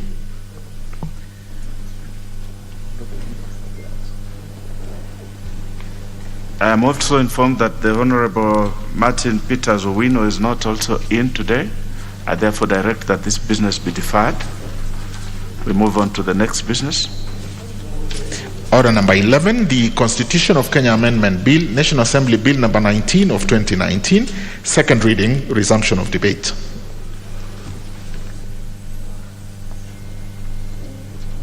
Yes, this business has a balance of 3 hours, 10 minutes. And do I see interest from the Honorable Ole Sankok?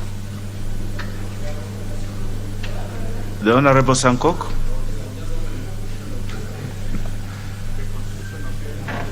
This is the Constitution of Kenya Amendment Bill, National Assembly Bill number 19 of 2019 by the Honorable Florence Mutua. Let me first of all check if I did contribute, and then I will contribute later.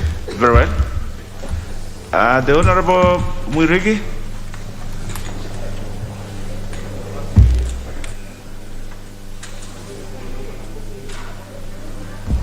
I will contribute later, Mr. Speaker. Very well. The Honorable Mutua Barasa.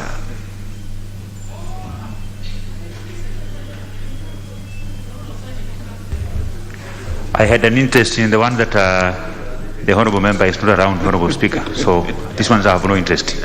Very well. The Honourable Pukose. I didn't contribute. I did not.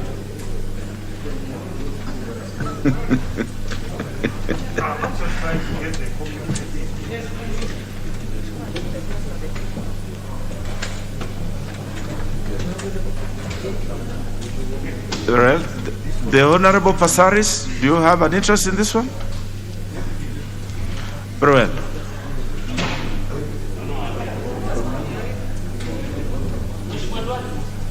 The Honorable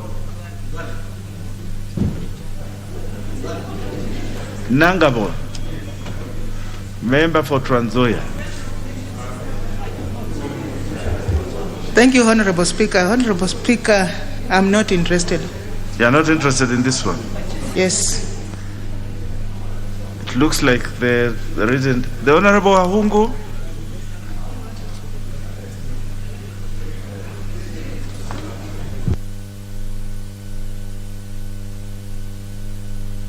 No problem. Yeah. Okay. Yeah. Yeah. The Honorable Member for Homa Bay. What is it? The Honorable Wanga.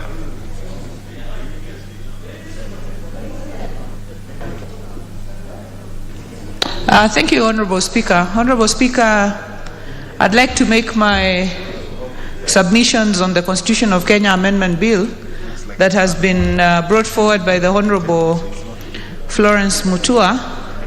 And Honorable Speaker, I'd like to express my support for this Constitutional Amendment Bill. Honorable Speaker, the issue of nominations is a very thorny issue, Honorable Speaker, within political parties. The timing of nomination, Honorable Speaker, is even thornier. When we changed to the 2010 Constitution, the timing for nominations was changed because the system of nomination earlier was seen to have been abused to reward cronies and cronism. So it was changed so that nominations are done way before elections are held. So the names that are coming to the National Assembly and the Senate are given way earlier. Now, after 2010, this system of nomination way before election has been tested. And what has come about is that very, very sharp, talented politicians who then go all the way to the general election and unfortunately do not win the election are unable to make their way into National Assembly, County Assembly, or Senate just because the names have to have been submitted much earlier. And because everybody goes to the election with the intention of winning, nobody wants to be seen to be second guessing. Starting from the presidential candidates. If you're a presidential candidate and you have your name on a nomination list, it will be obvious that you have self-doubt. If you're a candidate at any other level and you put your name on the nomination list, it will be evident that you are doubting that you will win that position. And therefore, people go all the way to the ballot and the country is much poorer, missing on the talent of very, very talented politicians, especially women politicians, who endure all the way to the ballot. So, Honorable Speaker, I support this amendment. Let's go back, let's tighten the systems for nomination, but go back to a situation where, after election, and we see those who have tried, we can even weight them and see who has, and what the BBI was proposing was when you make the effort, and then the IBC itself weights you as to how many votes you are able to get when you try to run, then from there, you are taken on nomination, not for chronism, not for tokenism, but for effort that you have made in order to get yourself somewhere. So, Honorable Speaker, I thank the Honorable Florence Mutua for working through this constitutional amendment bill and for bringing it. And, Honorable Speaker, I give it my unreserved support. I thank you, Honorable Speaker. Yeah. Honorable members, I think it is important to just remind the members what this bill is about. This bill, honorable members, from the memorandum of objects, the principal object of this bill is to amend Article 90 of the Constitution in order to align it with the proposed amendment to Section 35 of the Elections Act, which seeks to change the timing for submissions of party lists by political parties for persons elected under Article 90 of the Constitution from at least 45 days from the date of general election to within 21 days after the date of general election. So that is the purpose, and this is what the Honorable Wanga has contributed to. I'm just reminding the members because there seems to be a dearth of members who wish to make contributions to this. So as the next member contributes, the others can sharpen up and get ready to make useful contributions to it. The Honorable Lesankok. Thank you very much, Honorable Speaker, for giving this opportunity. Honorable Speaker, most bills, actually all of them, are cross-cutting when it comes to issues of personal disability. So I rarely miss contributing to any bill. I usually come here before you, Honorable Speaker, and I leave after you, Honorable Speaker. That is why I had to go and consult if I had already contributed on this, Honorable Speaker. Honorable Speaker, and I oppose this bill.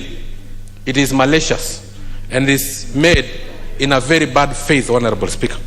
Honorable Speaker, because this bill is not geared towards identifying leadership and giving leadership positions to those who are deserving, but it is now kind of geared towards massaging the egos of the losers, Honorable Speaker. Honorable Speaker, this bill seeks to amend Section 35 of the party nomination list, Honorable Speaker, under Article 90 of the Constitution, from forwarding the names at least 45 days from the date of the general election to within 21 days after the date of the general election. After the general election, Honorable Speaker, we will have known the losers, those who have been rejected by masses, those who have been rejected by their constituencies, Honorable Speaker, and counties, and those who have been rejected by the country at large, those who are gunning for presidential election, Honorable Speaker. Now, to massage their ego and try and control their perennial rejection of the outcome of the election, we now need to find a soft landing spot for them, Honorable Speaker. Honorable Speaker, in every competition, there must be a loser and a winner. If today we say 100 meters, everybody will get a gold medal. You will find Honorable Sangok with his crutches also competing for the 100 meters as far as everybody get a gold medal. This is what this amendment will do, because there will be no losers, Honorable Speaker. Honorable Speaker, most persons with disabilities will be locked out because most of them will not contest because of the obvious reasons. Honorable Speaker, in a community I come from, a person with disability is referred as a ngoki, meaning a curse. Honorable Speaker. Sometimes referred as a hyena. Honorable Speaker. How do that person contest under the background of those demeaning names, Honorable Speaker? Honorable Speaker, this representation and these nominations were there, Honorable Speaker, to try and bring to par the marginalized citizen of this country. Persons with disability, Honorable Speaker, women, Honorable Speaker, and some communities, Honorable Speaker, that for obvious reasons they cannot even try to contest. A Molo are only almost 3,000. They can never contest for a position of a member of parliament. But courtesy of nomination, Honorable Speaker, they can get representation and represent their people, Honorable Speaker. Honorable Speaker, I oppose because, Honorable Speaker, if we have to make this nomination that there are people who have put some effort, Honorable Speaker, we can borrow from our neighboring country, Uganda. Even though the Deputy President was denied travel to Uganda, we can borrow from Uganda, Honorable Speaker. Honorable Speaker, there is an electoral college in Uganda to elect representative of persons with disability. And that is what I proposed in BBI. Not even a comma was captured in BBI because they had their own selfish intention of massaging the egos of losers, Honorable Speaker. You cannot force a loser down the throat of Kenyans simply because they have been rejected 21 days after the general election. Now you parade them and put them in the positions that Kenyans had said they are not equal to Tatas, Honorable Speaker. Honorable Speaker, if you went to the school system and you scored an E because there is no F, you are worse than that guy who never went to school because they have not been tested. If you went to an election process and you are defeated, you are worse than that character who was not tested, Honorable Speaker. That was why our constitution made it that it should be 45 days so that we don't include the name of the losers, Honorable Speaker. Honorable Speaker, I'm a nominated member of parliament, and sometimes I'm at loss. I'm between a hard place and a rock. I don't know if my loyalty will be to my party or to the persons with disability I represent, Honorable Speaker. That is why you see me coming here before the Speaker and leaving after the Speaker, because I have to represent persons with disability who I represent in this House. And since their issues are cross-cutting, I have to contribute to every bill so that I know what is there for persons with disability. This marginalized category of people in this country will never be here in this House. And Honorable Speaker, history will judge me harshly if I am here courtesy of nomination, and I will be party to those who will cut that particular bridge that I use to enter to this House so that no other person with disability will ever enter this House and will never enter Senate and County Assembly, Honorable Speaker. Honorable Speaker, they only have opportunities in the leadership of National Assembly, Senate, and County Assembly.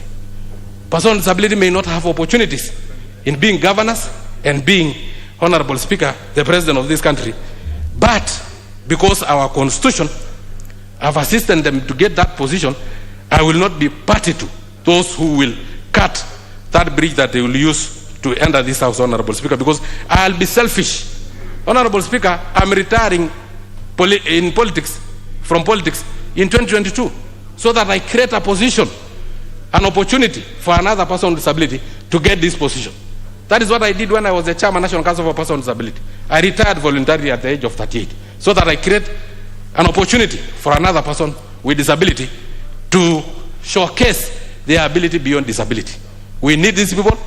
If we have to, let us have an electoral college that all those marginalized communities can elect their own, so that loyalty does not only lie on the party but also on the people you represent. Honorable Speaker, I totally oppose this bill. Thank you very much, Honorable Speaker, for giving me an opportunity. The Honorable Sankok. why do you want to limit the scope of the positions that people who are otherwise enabled from limit them from vying for the president of this country or even for governor? They have an opportunity, and I'm sure there are many people who are for lack of a better word, yes, who wish to vie even for president. I know for certain there is Ruben Kagame, who is my constituent, and he has put his name forward for president, and he's capable. He's capable. So let us not limit people with disability. They have capacity and they have an opportunity to run for these positions. The Honorable Pukose. Thank you, Honorable Speaker, for allowing me to contribute to this constitutional amendment bill sponsored by Honorable Florence Mutua.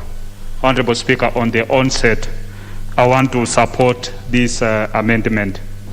Honorable Speaker, when you say that we change it from putting the party list being submitted 45 days before the general election to 21 days after the general election, I think what it means is that we open up the general election competition to everybody, because those who have been put on the party list, more often they don't participate in the general election.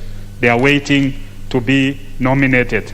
And therefore, I think it is opening up so that people can compete. And out of those who compete, those who meet the criteria to be nominated should be able to, the parties can now sit and comfortably decide that these are the people whom we think they should not be locked out of parliament, but can be nominated and they go to parliament. Honorable Speaker. You know, on my friend Honorable Sangok was saying that nominations are reserved for even minorities. We have minorities like and he mentioned the El Molo. I have never seen an El Molo being nominated since independence in this house. Brunge is not an El Molo, he's an Ndorobo in the Senate. Honorable Sangok, you know the problem is that you are my junior, and at times you need to learn. The El Molo are found in the shores of Lake Turkana. Lake Turkana in the past used to be called Lake Rudolph. It is in Turkana area, in the lower side of Lake Turkana. That's where the El Molo live. Brunge is a nominated senator from the Ndorobo, who are of the Kipsigis descent. So these are two different communities. And for the first time, the Ndorobos were actually considered.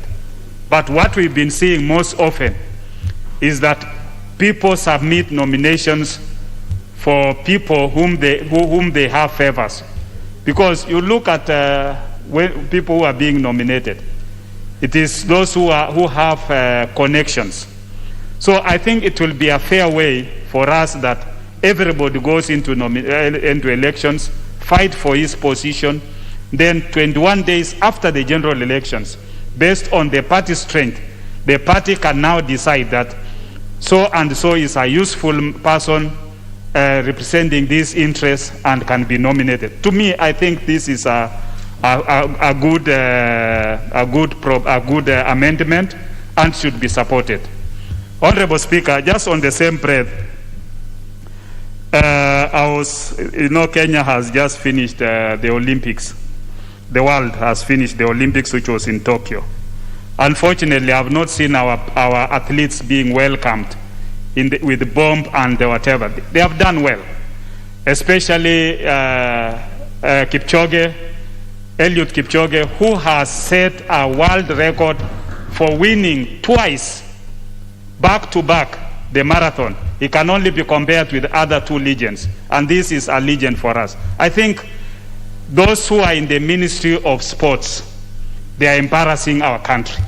You know, I was watching, I just came from home and I was watching my place, we get NTV Uganda. I was watching the Ugandan side, who who also got gold medals, and President Museveni feeded them with vehicles and other things, and they were being welcomed with bomb and everything. So why are we behaving the way we are behaving? I think our Ministry of Sports needs to wake up. The athletes have done us proud. We should be proud of our achievement. Being number 19th in the whole world is not a simple achievement. We should be able to welcome our athletes okay. The Honorable Wangwe, what is out of order? Hold on, the Honorable Kose.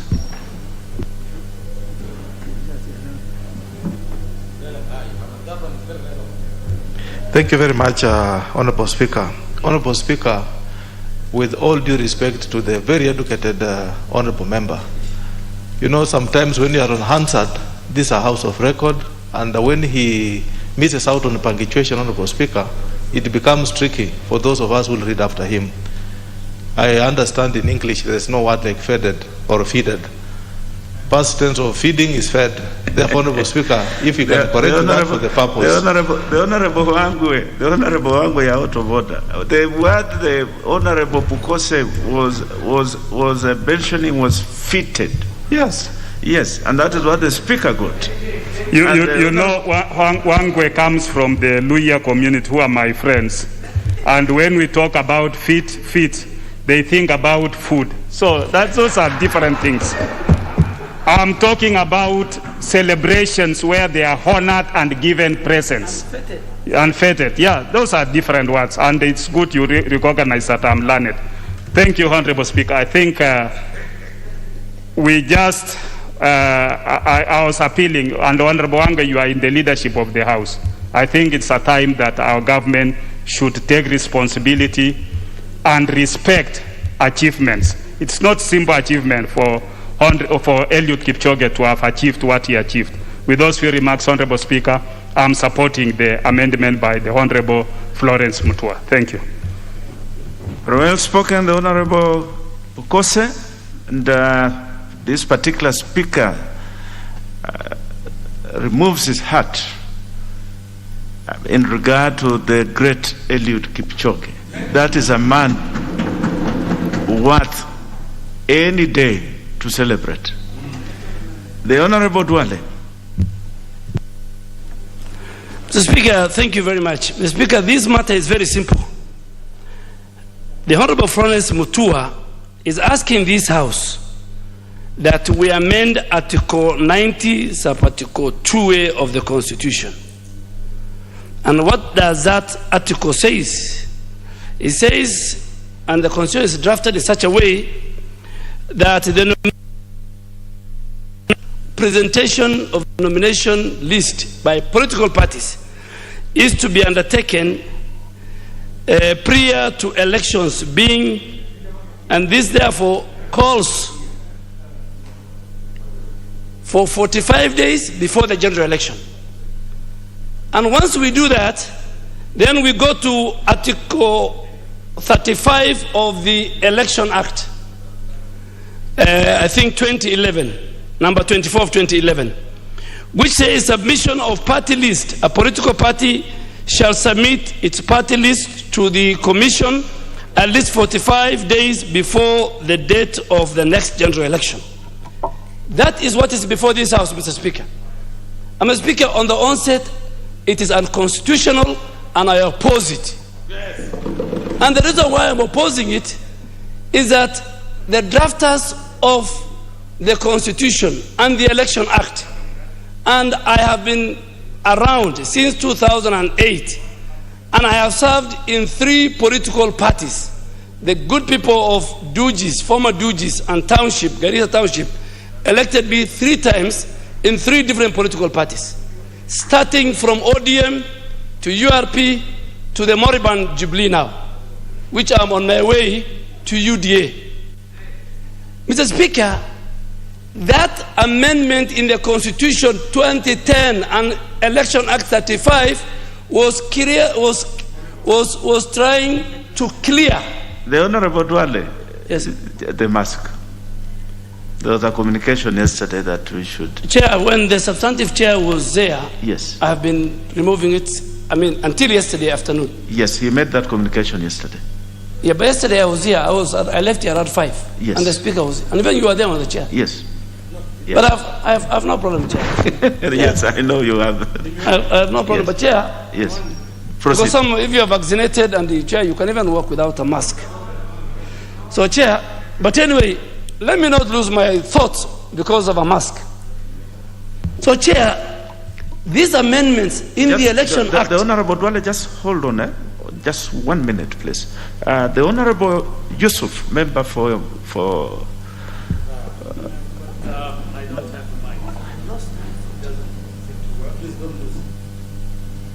I will give you the Honorable Dwale. Don't worry. I'll give you. Thank you, Mr. Speaker. Yes. Is the Member of Parliament for Garissa Township in order to say the Jubilee Party is a moribund party, the party that brought him into this House, and in which he represents in this particular Parliament? Is he correct? Is he right to call it a moribund party? If that is the case, yes, moribund. The Honorable Dwale, is Jubilee moribund? That is the party that has sponsored you to this House. Chair, it is not, and I didn't want to lose my thought on the bill, but Chair, I have said it, and I want the member for Kamkunji to hear. I am not a hostage of a political party like you. I have been elected 3 times by 3 different political parties. So if you are a hostage of Jubilee, I want to go on record that Jubilee came with 172 members in last general election. Today, it has less than 30 or 40. That calls it and defines it as a moribund. You stay with the Jubilee, I have left it. And you cannot, the choice to join and to leave is provided in the Bill of Rights. I'm using the Bill of Rights. So if you are stuck in Jubilee, don't drag me, member for Kamkunji, and I'm sorry. Chair, let me move. Chair, let me move on my bill. Chair, let me move on my bill. Members, order. The Honorable Dwale, make your contribution. Yes. There is nothing out of order. These parties, honorable members, people join parties at their own will. If the Honorable Dwale chooses to leave a party, that is entirely up to his will. Thank you, Chair. Chair, there are people who are hosting. The Honorable Wangwe, what is even the member for Kisubu? Hold is on, an independent. The Honorable Dwale, hold on. The Honorable Wangwe, what is out of order?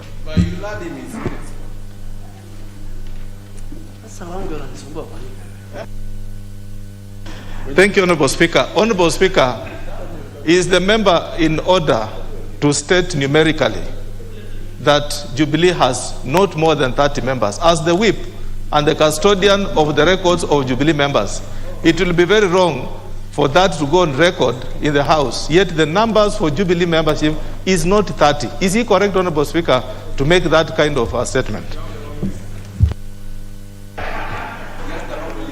Yes, the Honorable Wangwe is the custodian of the list of Jubilee members. Proceed, the Honorable Dwale. Chair, with the Honorable Wangwe, I want to confirm that even when he needs my vote and my support, he whips me. And until otherwise, because he's my good friend, I listen to him. But in spirit, I am not. So I am on my way out. So the few minutes I am around, I'm sure which is about 6 months. It depends on how Honorable Wangwe and the leader of majority, who are my friends. Chair, so we are being told to amend Article 90, Sub-Article 2A of the Constitution, and further amend Article 35 of the Election Act.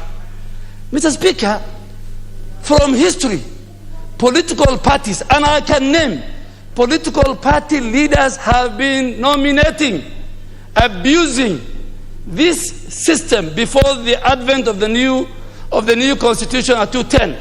They have been appointing their girlfriends. They have been appointing their relatives. Even today as we speak, Mr. Speaker, sons and daughters and relatives and girlfriends of key political leaders in this country and brothers are serving in the bicameral parliament and in the East Africa community.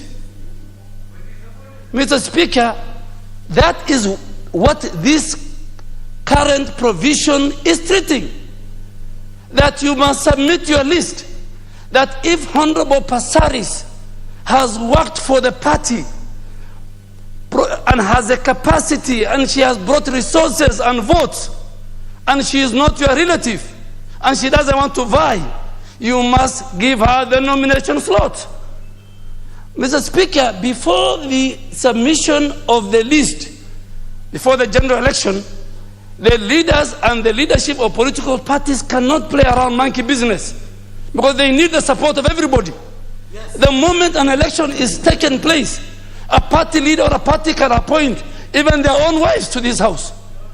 So there was check and balance. There was a serious check and balance. What will stop William Ruto, Raila Odinga, Kalonzo Musyoka, Moses Wetangula? Of course, Gideon Moi will not get the numbers. His party is too small. And maybe to appoint their relatives because either they have won the election or they have lost the election and they have the list. But this list is supposed to be nominated, is supposed to be provided 45 days to the election, number one, to provide for the seats available for young people, for the seats available for people with disability, for seats available for marginalized groups, for seats available for workers.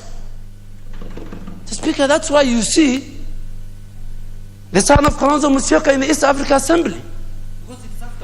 How does the son of Kalonzo Musyoka qualifies to be a member of the East Africa community?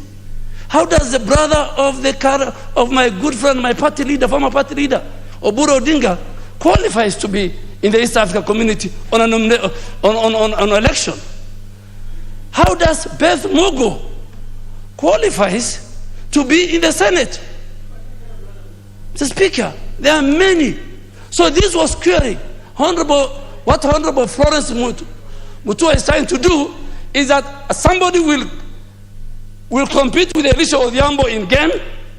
The people of game have rejected him or her, and then you bring him back to this house through the back door.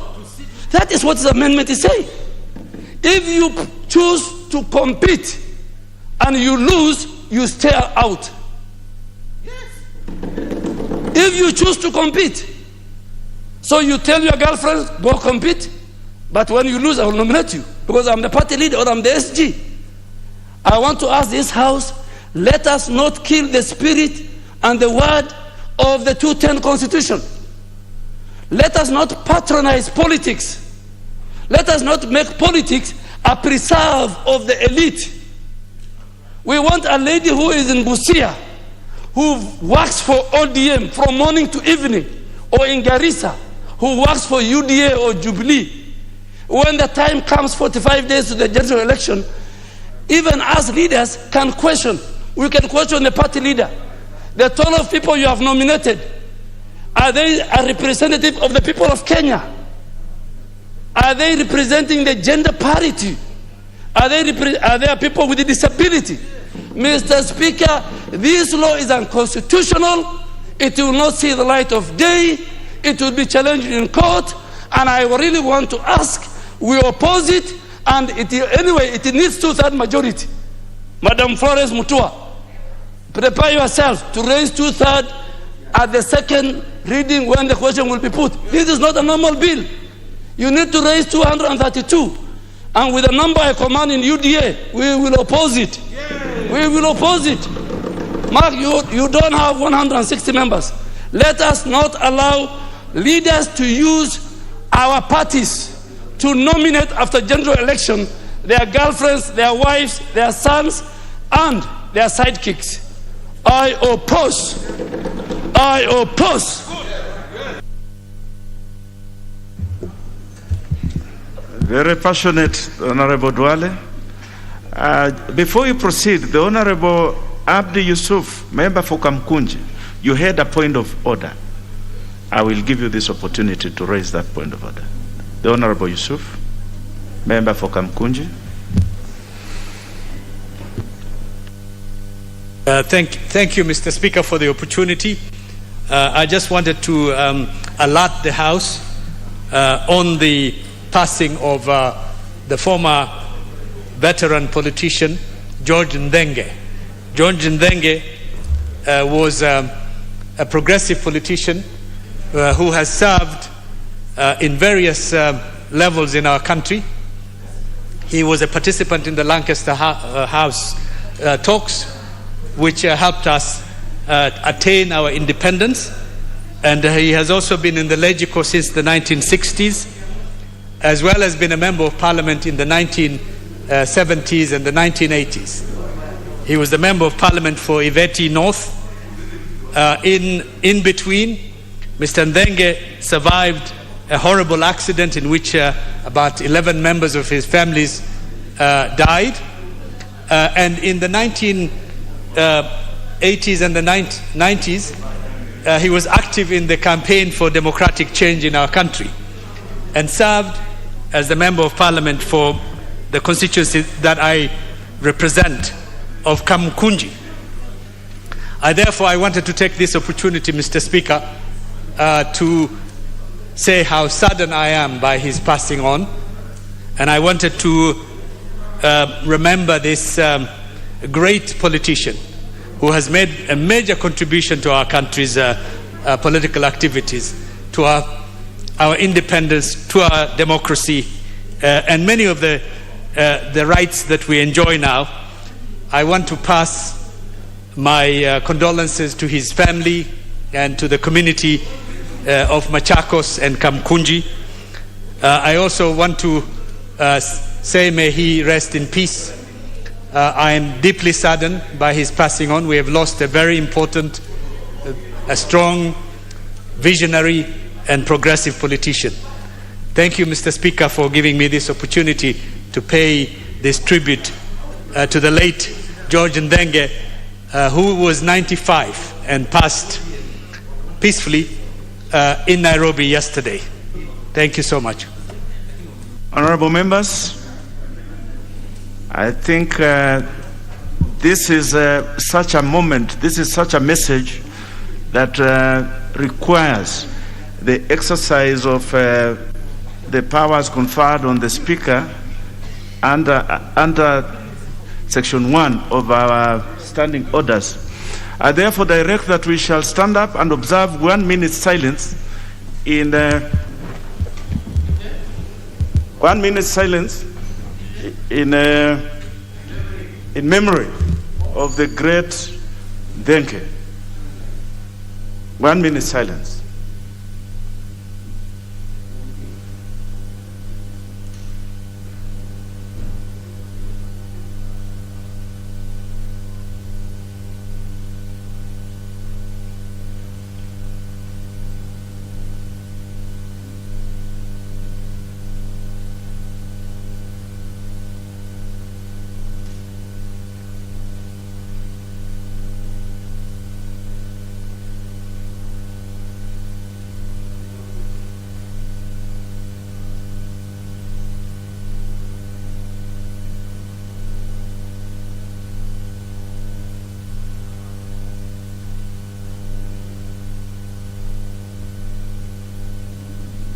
Honorable members, we may resume as proceed.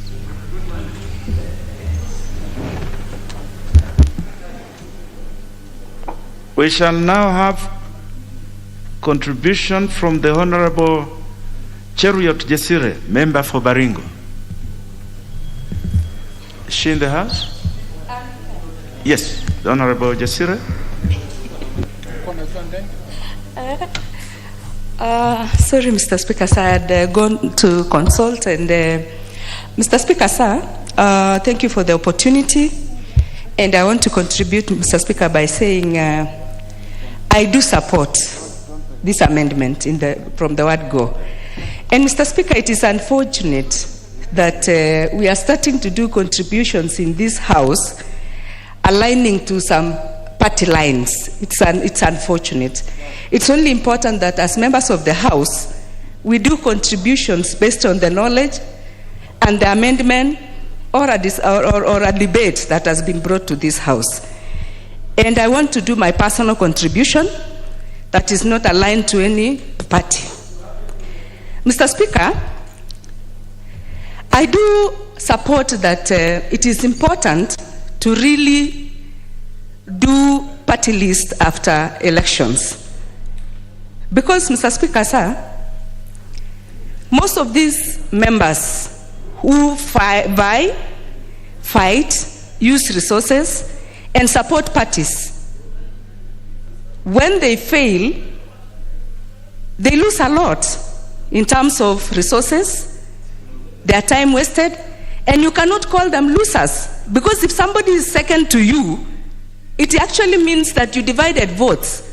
And it doesn't mean that the few people or the lesser number from the one that led who vote are useless people. It means that the competition between you and the second runners-up was tight, and otherwise this second person who get the second position could also by any chance defeat you. It doesn't mean that this person is lesser. To me, Mr. Speaker, sir, I sincerely support that this candidate who is becoming second to the other person be given a chance. The reason being, this person has worked hard for her own self or his own self, even for the party, other than leaving nominations for friends, Mr. Speaker, sir. These nominations that are left for friends, boyfriends and girlfriends and relatives is otherwise not bringing a good picture. So to me, Mr. Speaker, sir, this party list to be done those 21 days after elections, so that these people who have really lost can get to compensate their hearts for the much they have lost by using lost resources, time, and many other things that they have underwent, even social problems that they undergo after elections. So, Mr. Speaker, sir, I am supporting this amendment, and let people be nominated or given the party list to the party after elections. It is not that we can leave the space for the special groups. That one we cannot compromise because of special groups. We can give some space for special groups and then consider people who have worked hard. Mr. Speaker, sir, at the moment, there are people whom you look at them, you wonder, what was used to actually nominate them? Even when you are running, campaigning, you have never seen them. You have never even heard about them. But when it comes to nominations, they are there in the list. You start asking, who is this? And even elected or nominated in your party. So, Mr. Speaker, sir, unless otherwise stated, this is the way to go. I really support, and thank you, Madam Mheshimiwa Florence, for bringing this amendment. And members, I beg of you that let's not be doing debates in this House aligning to our party lines. It is not healthy. Let's debate soberly.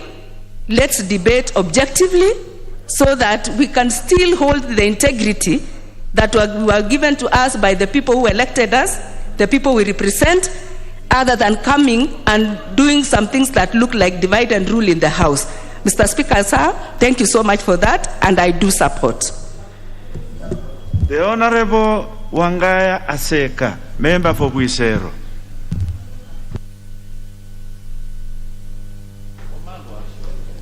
Thank you, Honorable Speaker. I also rise to support this amendment 19 of 2019 by Honorable Florence Mutua. Honorable Speaker, one, I support it because this amendment will stop what we call party hoppings by politicians in different political parties. Two, this amendment, Mr. Speaker, is also going to encourage competition within political parties. Many politicians will go out, compete. Those who win well will be elected. Those who compete and are well or do present themselves well will be nominated. 3, Mr. Speaker, such will also enable political parties to do what we call thorough vetting after elections. Like us in ANC, Mr. Speaker, you know, we have some members who have been nominated by our party to this House. And immediately after the nominations, like my good friend, Honorable Sotsi, who was nominated by ANC, but after reaching here, is now dining with our political competitors. But if this bill was there before 2017, we would have realized this earlier, and maybe Mr. Sotsi will not be in this House as a nominee of ANC. Lastly, Mr. Speaker, this amendment will also help both parties to present formidable and good candidates. We have seen situations whereby there have been arguments. People nominate girlfriends, people nominate boyfriends, people nominate slay queens. This will give us an ample time as political parties to ensure that those who are being nominated are people of good repute. Thank you, Honorable Speaker, for this opportunity. The Honorable Aseka, maybe you could give us an example of a nominee who is a slay queen, but that is debate for another day. The Honorable Ahmed Shabir, member for Kisumu East.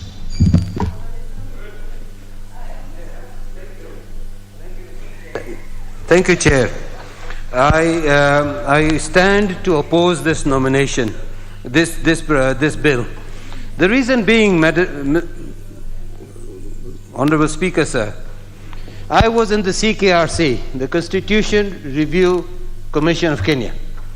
We sat there for nearly 2 years discussing, and with many people. We were my number was 407, and we discussed this particular issue. I remember I was in that committee as well. The idea of nomination hitherto has been misused by all political parties without exception. The idea of nomination was to say the spirit of nomination by a political party was to be based upon the strength of that person, what contribution that nominated member would bring in, what was his strength, what would be the added value to the House and to the party and to the whole framework of Parliament. Because there are very many people in this country who do not wish to stand for elections, but have the strength, the inner strength and the knowledge to take this country forward. I want to today talk to you about Amina Abdallah. She was nominated 3 times, and we know what good work she did in this Parliament. There are others also nominated for frivolous reasons. And I think the issue is very important. The idea and the spirit for which this particular law was set out was to say that to the political parties, you know your people. You know the strengths you want. You also know who is going to be standing for the nomination, and you know who is not going to be standing. Assess those people. If you feel that there's a shortage of a particular strength, nominate that person. For argument's sake, and only argument's sake, I don't know. Just argument's sake, the former CJ, not Maraga, the one before him, Matunga, if he's sitting around doing very little, or for argument's sake, some of the luminaries who have done great work in this country, I don't even see why. For argument's sake, we could not have Eliud Kipchoge nominated as a member of Parliament because of the strengths that he brings to this country and what values he might bring to this Parliament. I think that is the basis of this. To allow this nomination, the whole spirit of the nomination is broken. The whole framework is broken. Go to Rwanda, go to Uganda, go to other countries where nomination is on the strength of the person. And then when the person is nominated by the party, he comes in here there's not meant to be a party. Here there's meant to be the strength. So if we have an aeronautical engineer or a space engineer, and this country is going into space, and we bring one of the best brains on space engineering who's a Kenyan and bring him here, and he participates as a nominated member of parliament, he raises the strength of this parliament, he raises the value of this institution and the value of the political party in which he is. I'm an independent member of parliament, but a strong supporter of Raila Amolo Odinga. And I will not let down ODM either, because that was the party of my birth. But I'm an independent because of the problems that the party nominations had. And that party nominations are being sorted out. We do not want to go backward, and the Constitution is putting together a framework. And I plead to those who feel that this is important, that you cannot dismantle the Constitution just to suit the person. If you have gone for nomination and you are nominated, like the person who stood against me, he was given the nomination, but he lost. So the people decided. This country depends on the will of the people. If you read the first article number 1 of the Constitution, sovereignty is of the people, not of the party. So if the people decide that so and so is going to be better than that person is nominated for the party, let it be. And let the party understand. Elisha, the Honorable Elisha, what is out of order? Just hold on, the Honorable member for Kisumu East. The Honorable Tiambo, member for Game. What is out of order? With a lot of humility, I think the Honorable Shakil is misdirecting or misreading the point. The point is that the parties, this specific law, the parties are supposed to present their nomination list 45 days before election for people to be nominated, not for people nominated to compete in election. So that's the import. Thank you. Proceed, the Honorable Shabil. I think he misunderstood what I've said. I'd like you to read what it says. The nomination it says within 45 days from the date of the election, there's that list. To change to within 21 days after the general election. So the nomination list can come 21 days after. So what we're saying, and what I'm trying to suggest, is that if you are nominated, if your party thinks you have the strength, and they know, they have intelligence and they know this, then don't go into the nomination. Don't go into the election, because you will lose. And if you lose, and then the party comes and nominates you, that is against the will of the people. So I'm only suggesting that it's not one party, it's every party. And I'm suggesting that the will and the sovereignty of the people is number one. If Kisumu East chose me as an independent, and then for some reason the loser is nominated to come and sit in the same house, how does it look? The loser, if he's a great person, and if he has the ability, he shouldn't have stood in that election, because he knew maybe intelligence said he's not going to make it. But the party must understand that you are taking the creme de la creme to be nominated in the party. And I think that's the best way to say this thing. I therefore suggest that I've sat in the Constitution Review Committee. We have gone through this a number of times, and I think there I can be senior to you, my brother. I've looked at all these things. This is not a party issue. This is not an issue of time. It's an issue of saying, let us abide by the sovereign right of the people, and let the nomination process framework now not be dismantled to suit the whims of somebody, because last minute nominations 21 days after the election is an open, it's like an auction. The highest bidder will be given this thing, and we know we've been through some of these things. We cannot allow to go back in this. I oppose, Mr. Chair.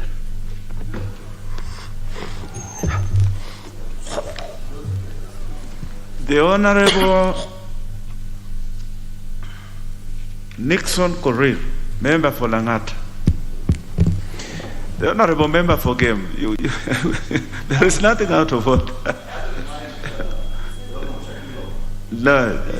Thank you. It is all right. The Honorable Nixon, make your contribution. Thank you, Mr. Speaker.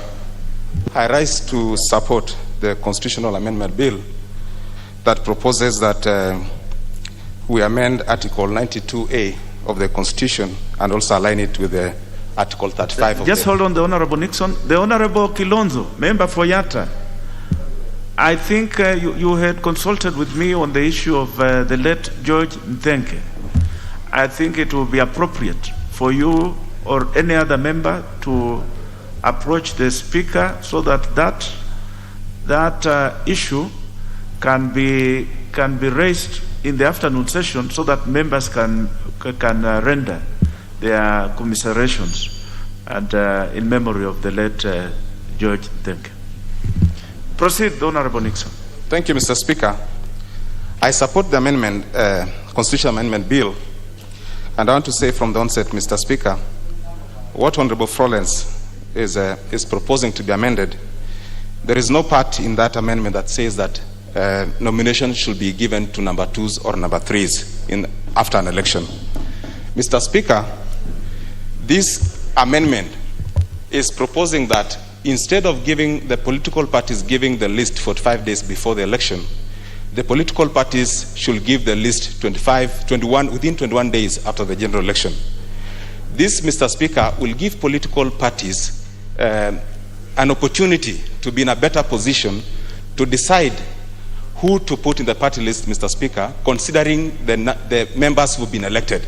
Because at that particular time, Mr. Speaker, the political parties will actually have a list of members who have been elected, and in terms of balancing, be it regional, be it gender, be it other minority issues, Mr. Speaker, the political parties will be in a better position to make that decision.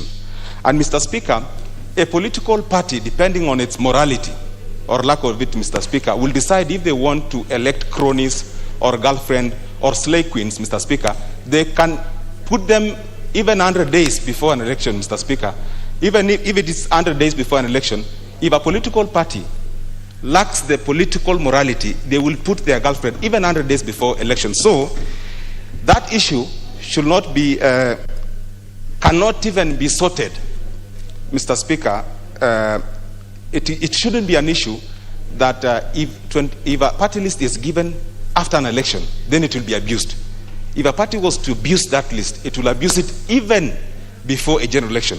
We are complaining, Mr. Speaker, I had members saying some of the members who are nominated are brothers or a girlfriend to some of the members, even as the Constitution is right now. So, Mr. Speaker, I want to support this amendment bill because, to me, Mr. Speaker, this amendment will give an opportunity to political parties to make informed decisions after an election. Mr. Speaker, also, this amendment will also push political parties to support, for example, women who are vied for position, knowing that if more women are elected, then in terms of the party list that they'll be giving after election, there will be a deficit that requires even more men to be nominated, Mr. Speaker. So men will also support women in election, Mr. Speaker. Mr. Speaker, the bill, Mr. Speaker, the bill of proposing that we give the party list, the amendment bill that proposes that we give the party list 21 days after nomination is also advantageous in terms of we will get to know the members that give much contribution to political parties. If you give the list 45 days to the election, Mr. Speaker, That means if a member is gazetted that they are in the list, then they will stop contributing to political parties. But if the list is given after the election, then members who are supporting political parties will make contribution until the election day, because they know the list will be given after election. And there is no better contribution, Mr. Speaker, than participating in the actual election. And it is not a crime, Mr. Speaker, that when you vie for a political position, that after you vie, then it is, and you become number 2, number 3, number 4, then that you are supposed to be disqualified because you have vied. In fact, political parties should give more support to members who have actually tried and vied. Mr. Speaker, I want to support it, and I hope, Mr. Speaker, no one will mislead this House that in this proposed amendment, it is saying that number 2s or number 3s in election position should be the one given nomination. And who knows, Mr. Speaker, we are here today. Tomorrow you can be number 2 and number 3, and you also wish to be nominated. It will be wrong to have a law that bars anyone who has vied from nomination, Mr. Speaker. I support. The Honorable Passaris, Rosanna, member for Nairobi. Thank you, Mr. Speaker. Mr. Speaker, I stand to support the constitutional amendment, the Constitution of Kenya Amendment Bill, National Assembly Bill number 19 of 2019, brought by the Honorable Florence Mutua. Mr. Speaker, as I stand here, I support that the party list should be given after the elections.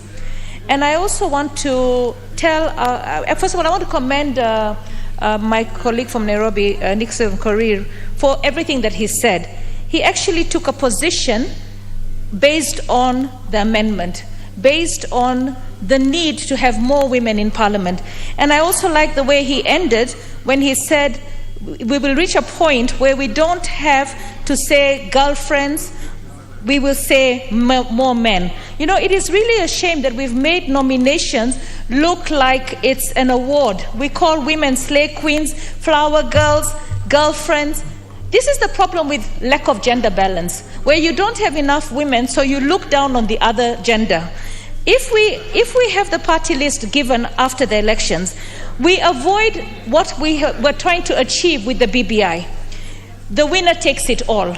This country has seen elections become competitions that actually lead to death of your constituents, death of innocent people, maiming of people, insults and hatred.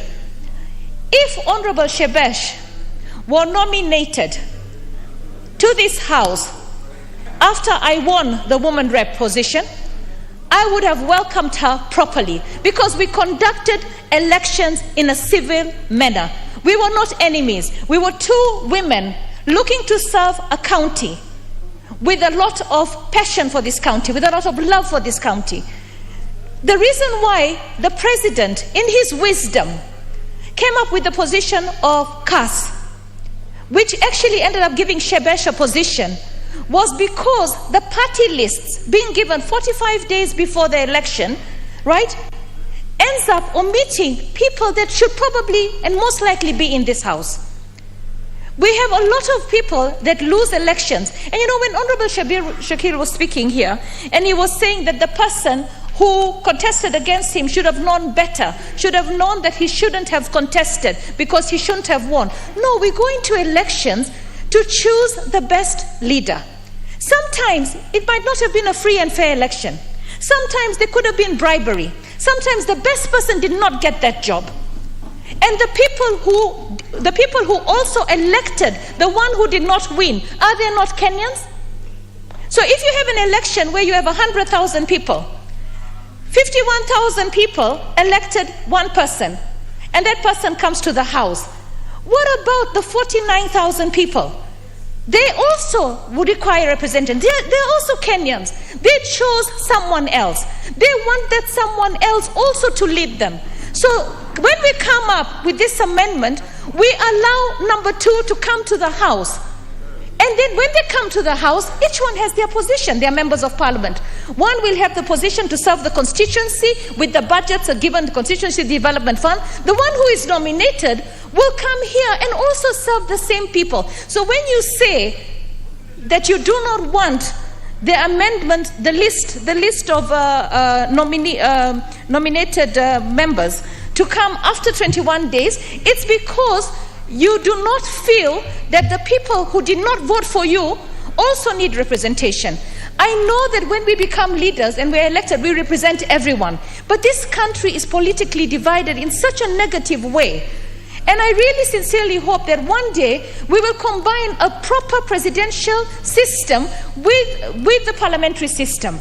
The idea of the BBI is to bring a parliamentary system where the winner takes it all does not work. I've just come from Greece. I'm a member of the World Hellenic Interparliamentarian Association. And we were welcomed by the President of Greece as members of parliament from across the globe to look at how Greece is managing its affairs. And when I was there, the leader of the opposition was the previous Prime Minister. The Prime Minister was also there. The two of them were in the same house. They actually look at what is good for the country. It is not about you.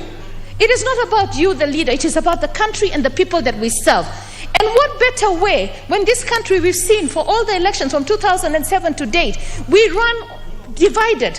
50% one this, 50% one the other. It will be so lovely that after elections, we all get to the various houses and we come to serve the people. When we do that, Kenya will be able to achieve the dreams of our forefathers for prosperity for this nation. Not everything is about politics. Not everything is about division. It is unity that will bring this country where we want it to be. Mr. Speaker, I support the amendment. I believe that the parties will make the wise decision of ensuring that the right people that deserve to be in this house, whether you're number 2 or number 3, PWD, youth, or women. And I would long for the day that we will be sitting here and saying, we want to see the boyfriends, not the girlfriends. Also, we have questions about the boyfriends that are coming into the house rather than the girlfriends all the time.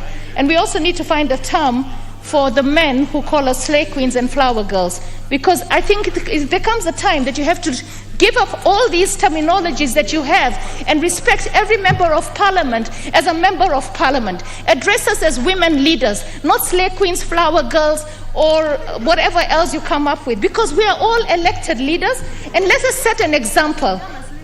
If we want to set an example, let us set an example of unity, an example of prosperity, an example of hard work, so that we all know that even the person who worked very hard to become and never got number 1 can be here. I myself have no problem if this house had Honorable Shebesh here. She would have held my hands, taught me the way. And I'm very proud of the fact that there was a position created because she's a good leader.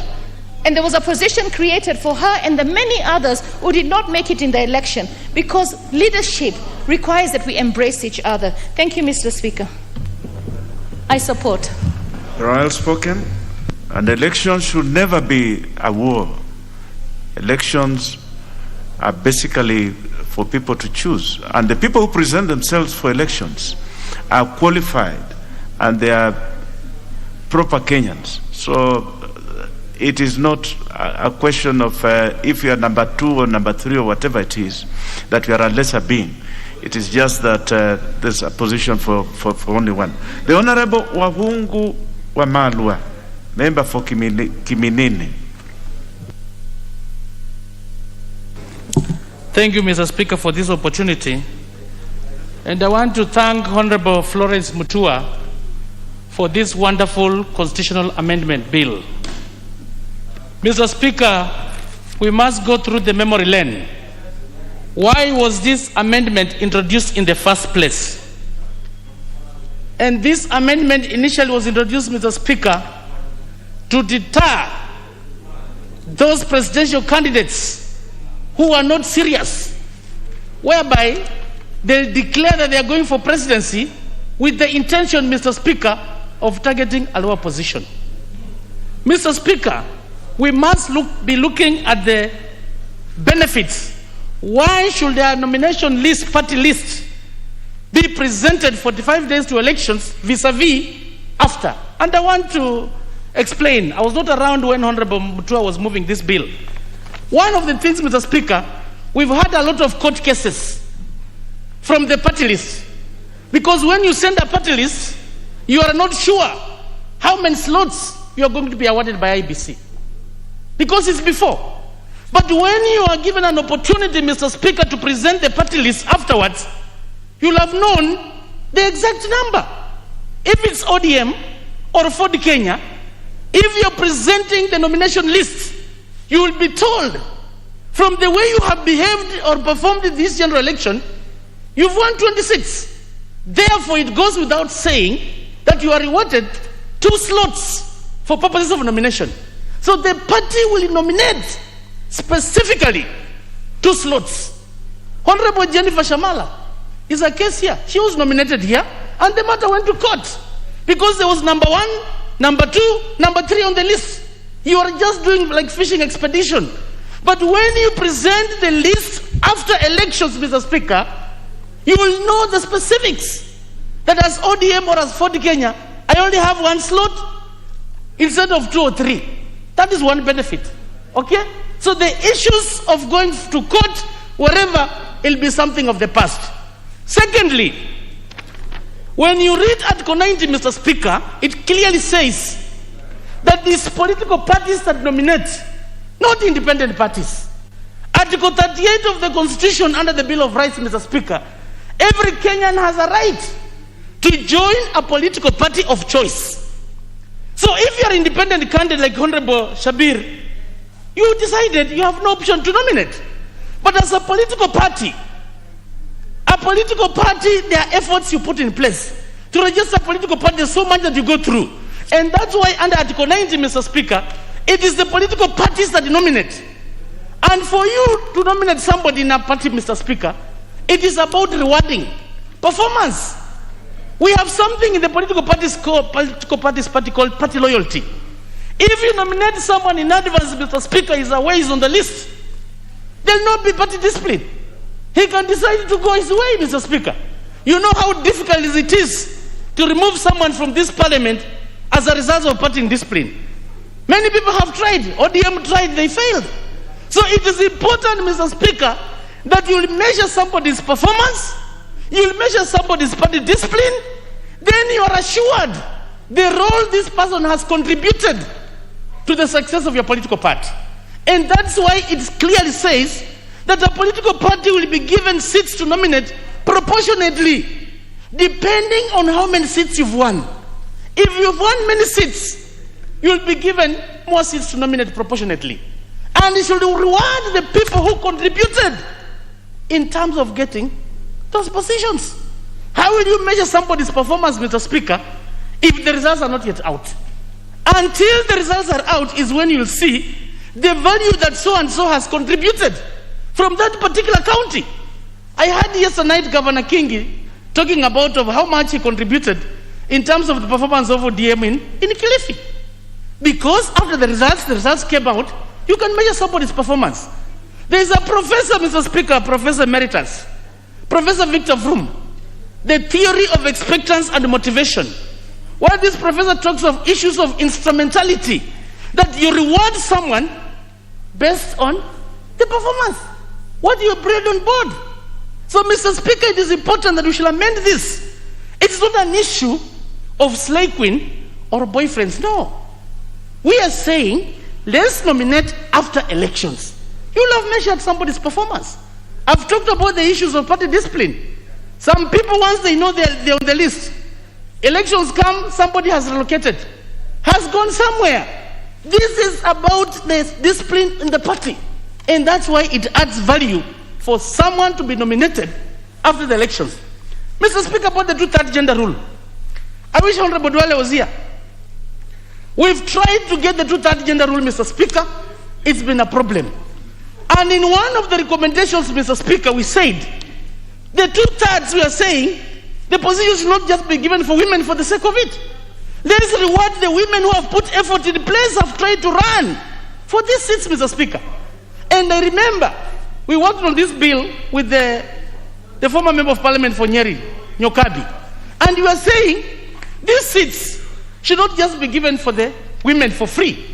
Let's look at the women for purposes of 2/3 gender. A woman who has put some effort in trying to come to parliament, Mr. Speaker. So it will also be a good way of trying to reward the women who who have put effort in place in winning these seats. And we had proposed earlier on that positions should be given to the best women. So this bill is coming to sort out so many problems, Mr. Speaker.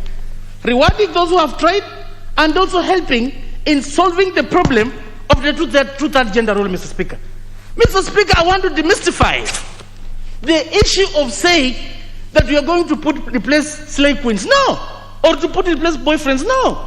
If somebody has made an effort, and let's say he was number 2, why should he not be nominated?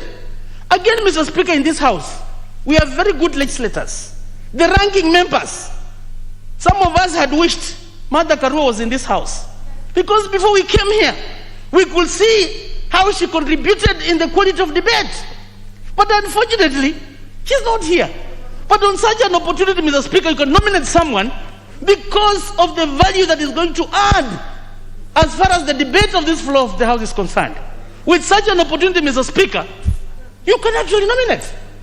When we've been talking about the issues of inclusivity, and I've heard His Excellency the President saying that if you won by these millions, and Raila Odinga won by these millions, instead of this person wallowing somewhere, we'll have an opportunity to come and add value as far as this floor is concerned.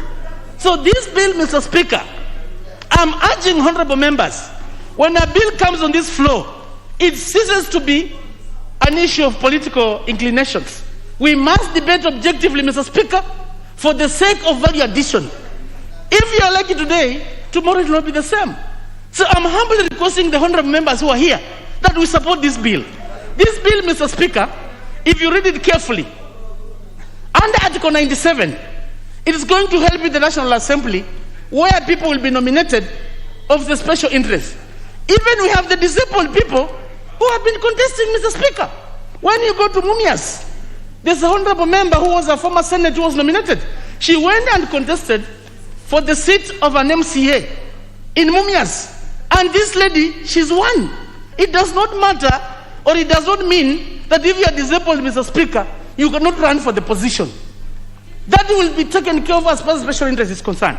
When it comes to the Senate, Mr. Speaker, under Article 98, the Senate, the 16 women, in fact, will be eliminating the issue of slave queens, because people will not just nominate anyone. They'll only nominate those people who have added value and those people who have attempted, Mr. Speaker, to contest for the seats, and if you are giving the second best. The criteria of the 16 women going to the Senate, Mr. Speaker, it's been questionable. Some of them go there, their value addition has been a problem. But when you wait afterwards, and you've seen the women that put a deliberate effort, Mr. Speaker, they can be rewarded. Come to Article 177, because this amendment, Mr. Speaker, if it does not touch on 177, we should even amend it further. Under Article 177 is about the county assembly, Mr. Speaker, and I think it should be involved. The county assembly, Mr. Speaker, it is good. Under 177, the nomination has been coming, you push it, but now they look at the issue of balancing the two-third gender. So we should be able to harmonize in the National Assembly, in the Senate, and in the county assembly. But I want to thank Honorable Florence, to bring up, Mr. Speaker, a constitutional amendment bill. It needs a lot of effort, a lot of public participation. So that I'm requesting the honorable members that we support this bill, and the time of... Yes, give Honorable Chris 1 minute. So when it comes to the time of voting, Mr. Speaker, we'll encourage honorable members to come here as many as possible. When I brought an amendment to change the election date, Mr. Speaker, from August to December, many people were opposing because of party lines. But afterwards, they came back to me telling me, Mheshimiwa, bring back that bill, we're being misled. So I want to tell the honorable members that don't be misled. This bill, we are trying to debate, to legislate in terms of posterity, and on that day, I humbly request honorable members to come as many as possible so that you can achieve the two-thirds majority, and I thank you and I support. Very well, the Honorable who look for order, member for Isiolo North.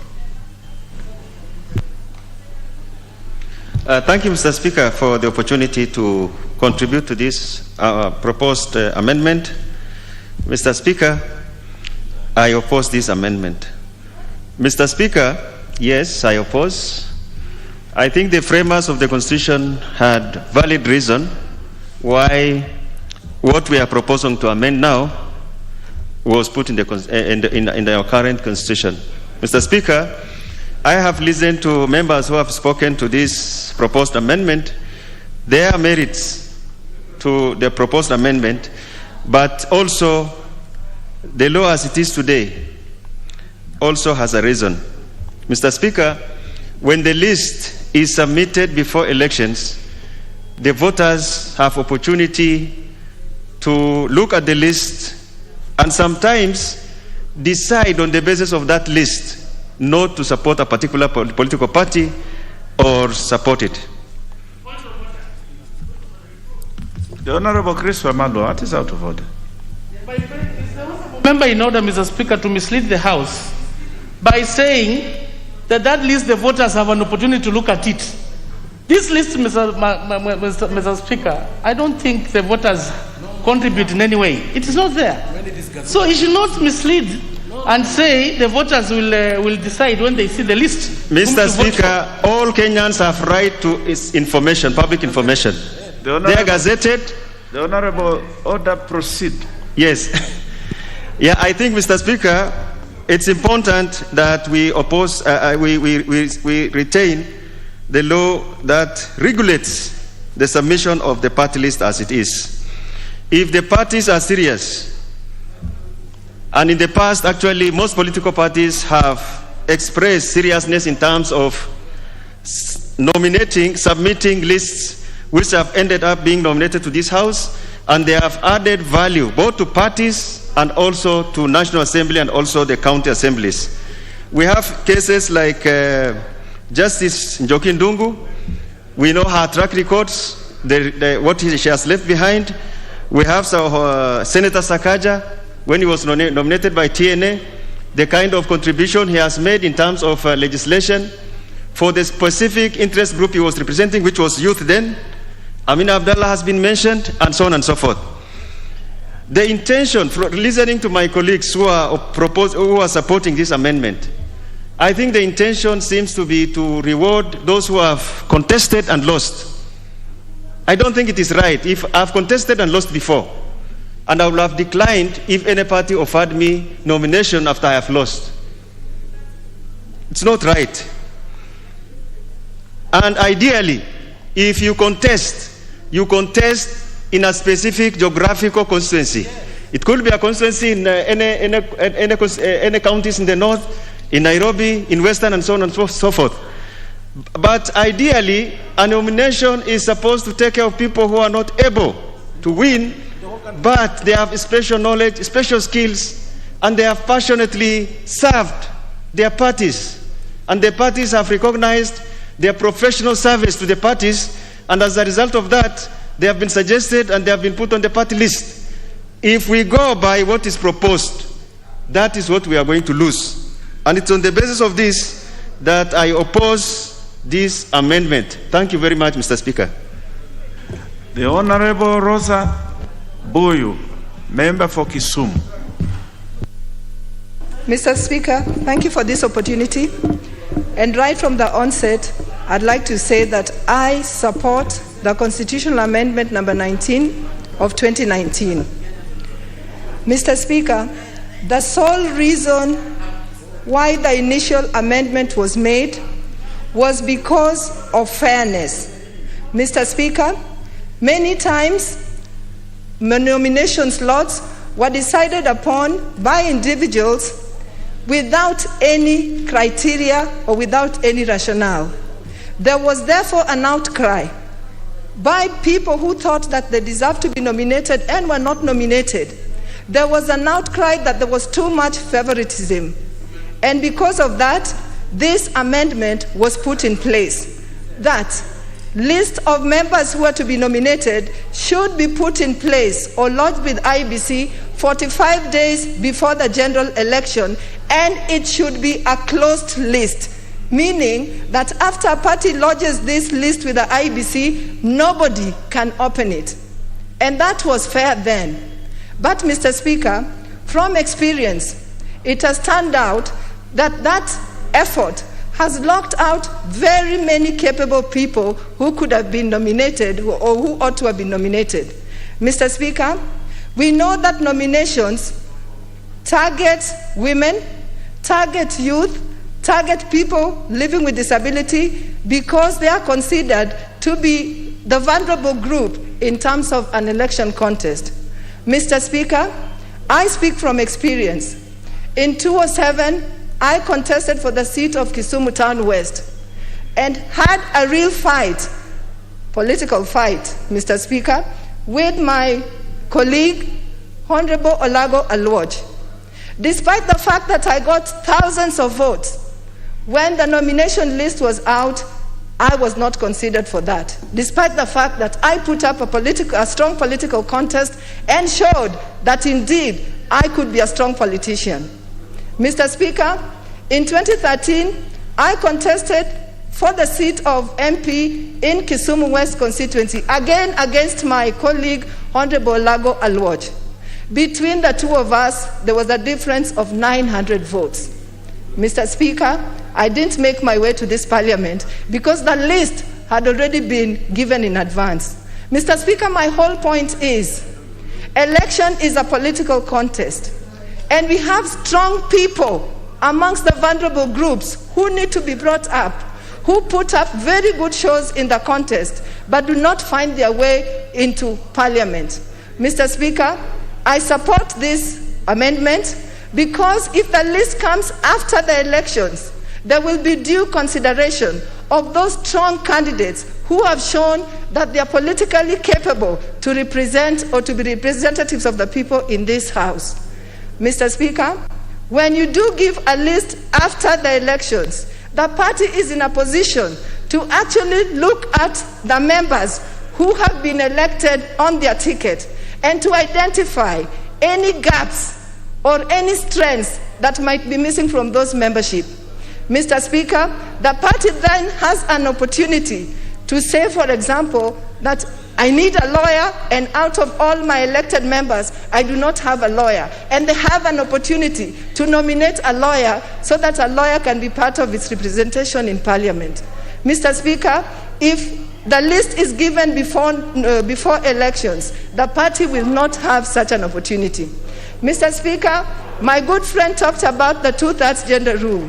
We know that this Parliament has grappled with the 2/3 gender rule for a long time, and it has not been successful. And we know that the opposition has mainly come up from members who felt that we should do away with tokenism. Mr. Speaker, if we do nominations after elections or provide the list after elections, we'll be able to pick up or to pick out those members who are best losers or who have gotten a certain percentage of votes to also be included in Parliament. Mr. Speaker, what this does is when you nominate a strong person, she's able or he's able to learn the ropes of where she might not have succeeded, and in the next contest be able to win, thereby bridging the gap between the male and the female members and helping Parliament actually achieve the 2/3 gender rule.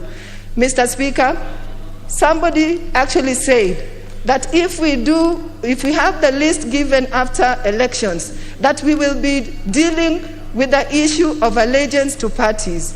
Mr. Speaker, that is not what this bill seeks to do. Because whether you nominate a member before elections or nominate the member after elections, whether that member decides to be loyal to the party or not, does not depend on this bill.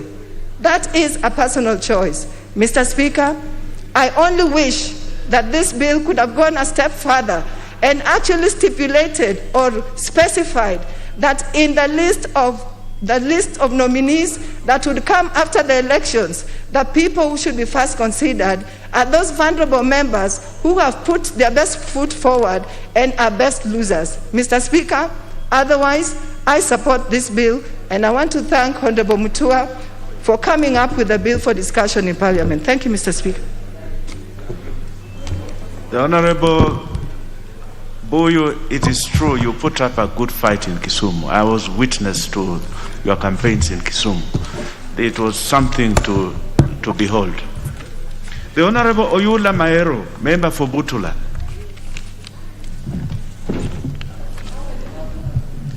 Thank you, Mr. Speaker, for giving me this opportunity to also contribute to this amendment bill. Mr. Speaker, I want to start by congratulating Honorable Mutua for coming up with this amendment, which I believe is timely. Mr. Speaker, this amendment talks about timing. It does not talk about who are going to be nominated. It is talking about timing when the nomination lists should be forwarded by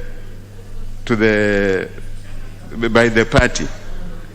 So, Mr. Speaker, all we need to do is to look at the merits and demerits of the timing.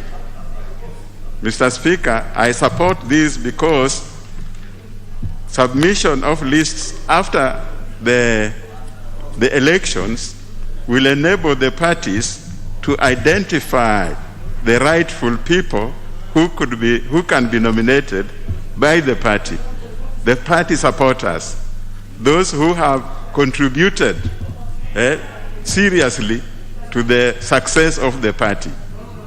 Mr. Speaker, nominations before the election brings in even those people, the people who will deceive the party machinery that they are with the party, yet they just came in for the purpose of getting nomination. So, Mr. Speaker, nomination after the election should be preferred to nomination before the elections. So, Mr. Speaker, I think when we are discussing this, we should be concentrating on the timing, not who are going to be nominated. Thank you, Mr. Speaker. The Honorable Barasa Mutua, member for Kimilili.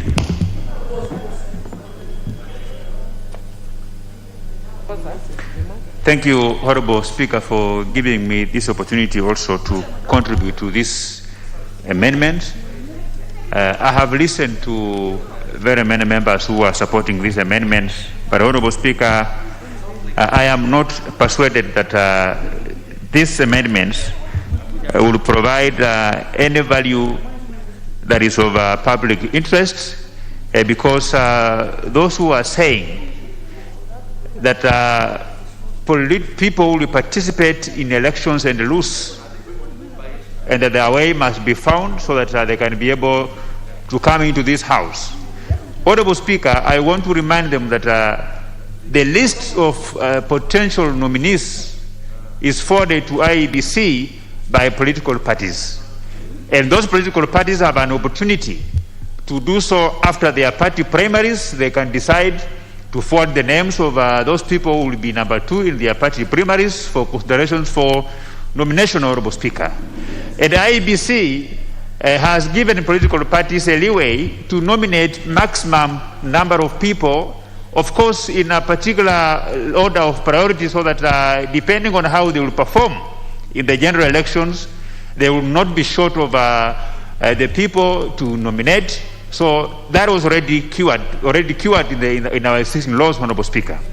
Honorable Speaker, when you look at the way our 2010 Constitution was drafted, Honorable Speaker, there were a lot of meetings, a lot of engagements, and that idea to make sure that a list of the people to be nominated is forwarded to IEBC before elections was a well thought idea. There were very many benefits to it, Honorable Speaker, but the content of these proposed amendments, I think they are not well thought, and they can really water down the very benefits that we enjoy as a country by forwarding the names before general election, Honorable Speaker. With the view of those party leaders whom my very good friend and my nephew, Honorable Chris Omalwa, talked about, that this House might miss from their very good expertise distinguished citizens like Honorable Martha Karua, like Honorable Raila Amolo Odinga. Honorable Speaker, they have an opportunity to convene their party parliamentary group meetings, go through the various bills and proposals before this House, and make their contributions through their membership, Honorable Speaker.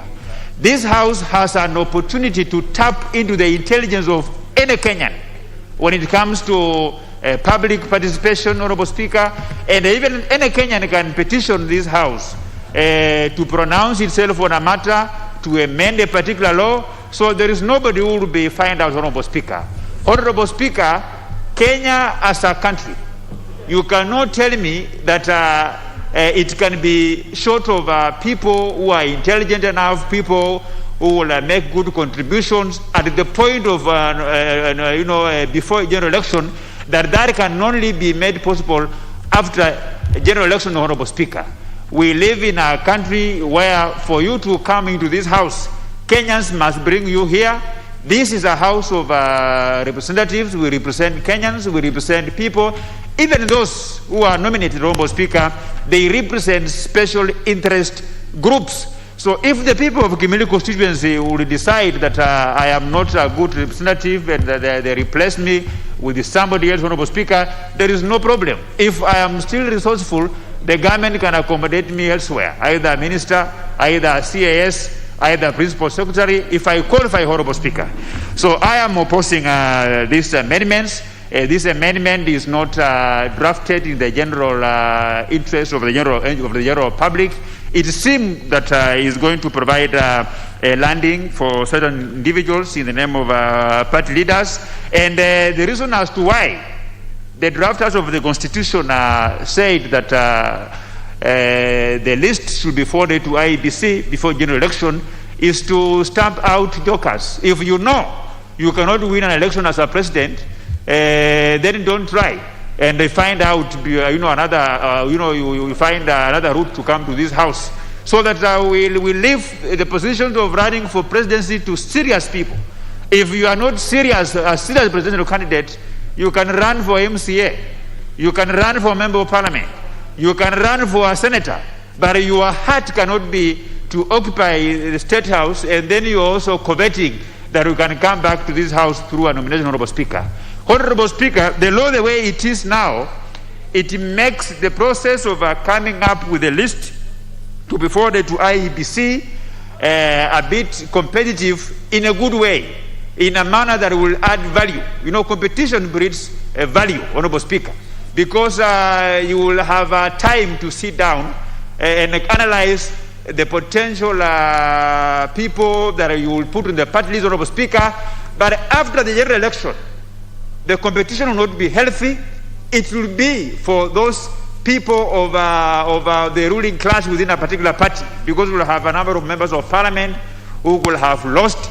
We may have senior leaders of that party who could have lost an election, Honorable Speaker, and they will want to put themselves on the list on that nomination list, Honorable Speaker. So for us to cure that element of patronism, that element of taking advantage, conflict of interest, taking advantage of the position holding the party to decide who makes it to the list of nomination, Honorable Speaker, is to ensure that these proposed amendments doesn't see light of the day, Honorable Speaker. But I really want to thank the Honorable Florence Mutua and challenge other members of Parliament who are here that you don't have to spend too much money in the name of BBI and changing all raft of laws. We can simply better this existing constitution by piecemeal constitutional amendments like this one, Honorable Speaker, and that so that you can move forward as a country, Honorable Speaker. Honorable Speaker, I really want to ask members that laws are made for posterity, not for an individual. So if you look at the intentions of the drafters of the Constitution, especially on this Article 90 and Section 35, they had very good intentions. They actually cured so many problems, which these proposed amendments will water down. These proposed amendments will open another can of worms, Honorable Speaker, that we will see a situation where after general elections, a few individuals will not have time. They will sit somewhere. They will try to cook and come up with a list which will not be well thought, to be with a view of actually, providing a soft landing for those who will have lost in the general elections. The argument of some members that we have very good people whom after the general election become number 2. And there are ways for them to be here doesn't hold any water, Honorable Speaker. Like I said when I began opposing this bill, is that the powers to the responsibility of forwarding the names to IEBC lies in the hands of a party, and that party has an opportunity to do so after their party primaries. A party that wins an election has got no business with how the other party of a second best will find a way for that kind of a person, Honorable Speaker.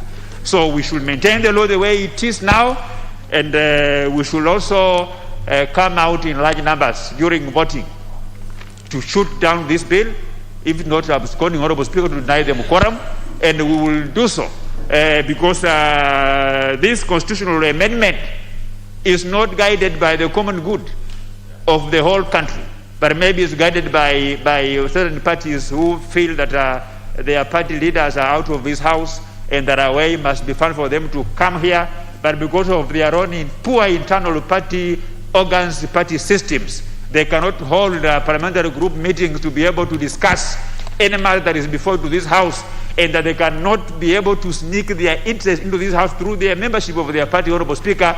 We are not going to assist them tap into the intelligence of their party leader if it's a good person. You only have one way to ensure that the party leaders will always convene meaningful parliamentary group meetings to discuss bills, to originate bills, to improve bills, Honorable Speaker. But if they continue sleeping, let them continue sleeping. This country would not have a shortage of intelligent people who can pick up this nomination clause, Honorable Speaker. With those very many remarks, I oppose these amendments. The Honorable Anyonyi Kevin, member for Kwanza. Mr. Speaker, thank you very much for the chance. I want to take this opportunity to thank Honorable Florence Mutua for coming up with this amendment. And the reality, Mr. Speaker, is that after the election, depending on how the party has performed, will then be given the slot. If you have more than maybe 10, 20, 30, depending, then they're given you the slot to fill. And the party sits down and look at the shortfalls of the requirement in the party. Maybe those who have gone through could be, they don't have a lawyer or something like that, somebody technical. So that's the time now, the party sits down and look at those who have, one, contributed to the party, two, the reality of those, not necessarily that he has contested, but during the this is a reality, members of parliament. This is a reality. That so and so contributed so much, he is very loyal, and I know he has even contributed in terms of finances, whatever, or mobilization. Then they look at that and then they say, look, now this Mr. X or Mrs. X comes in, and then depending on the slot, this is a reality. And ask me, because I'm a ranking member, and I can tell you, Mr. Speaker, I started contesting years back, and I lost 3 times. As one time, I beat a minister. I don't want to name it here. I beat him hands down. And then I was called by the party. Now look, because a minister has been contributing, has been doing this and that, leave it to this particular minister to be nominated, and for you, you can be given something else. So that depending on the reality on the ground, depending on what the party has come up with. So then the party knows there's maybe they don't have somebody who can do the PR, so that can be nominated to help the party do whatever it can be done. Secondly, how many people? Not that you will nominate everybody else, not necessarily that you may stand on for the Kenya ticket and you lose to Jubilee, and then you look at that particular person, how has he, what is his ability in terms of putting the party together for continuity? So, Mr. Speaker, it's not something that we want to argue and re-argue, but all we are saying, what are you informing me? You don't inform me anything. I don't want to take that information. Just hold on, the Honorable Wanyonyi. The Honorable Sankok, what is out of order? The member is misleading the House to say that there is a member who have contested and you have contributed to the party. Remember, you contest in a constituency and you represent people all over the country. The Honorable you did not contribute to the party. The Honorable Sankok, you're out of order. Resume your seat. I didn't even get it right. Proceed. When you talk of contribution, it could be contribution in terms of ideas. It could be contribution in terms of mobilization of people for your party. It could be contribution in terms of finances. That's what I'm talking about. And then of course there's this loyalty. Some people come in because they know your party is and they're not loyal. So I think this amendment is timely and given the 21 days, so you don't have to take too long to be able to come up with a list and what have you. So 21 days after the election, from my own experience, I think is quite adequate. And then the party can be able to sit down and come up with a list and then forward it to the political party. Secondly, and lastly, the 2/3 gender rule, again, we look at it and see, look, maybe there are more ladies who have contested in that particular, and there are many. So then you look at you feel it is putting in the men. If there are more men in the party that have been elected, you look at the ladies so that you can balance out. That's what it means.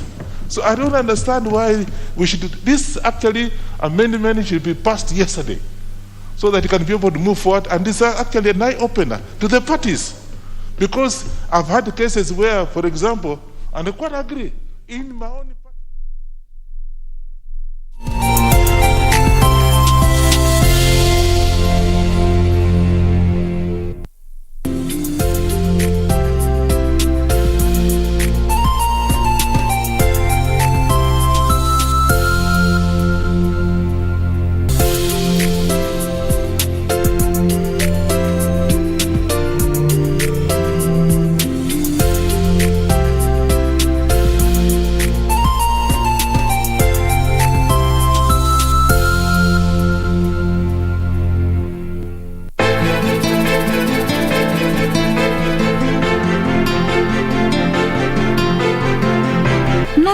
Kumwalia madonge mpaka unchafuka kiasi hichi.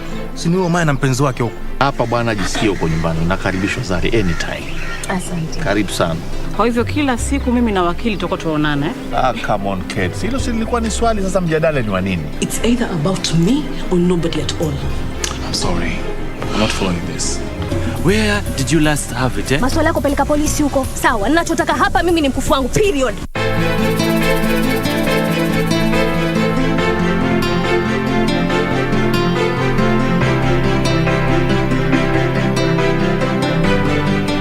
Quiero amarte de una forma diferente, de otro modo. I can't believe this. I just can't believe that Max would let himself get carried away with my wife's issues and let himself get dragged into this mess. Jeez. Oh, I believe this is now starting to look like it's a crime of passion. There's no crime of passion here, officer. My brother didn't kill anyone. This is only temporary, and we'll get Max out of there eventually. Yes. We'll find someone else to blame, so don't worry. Yes? It's all under control. How could you even say that? Max didn't kill anybody. I know that, and I believe him. But still, I know. We all know he couldn't stand Horacio. You know that. Quiero amarte de una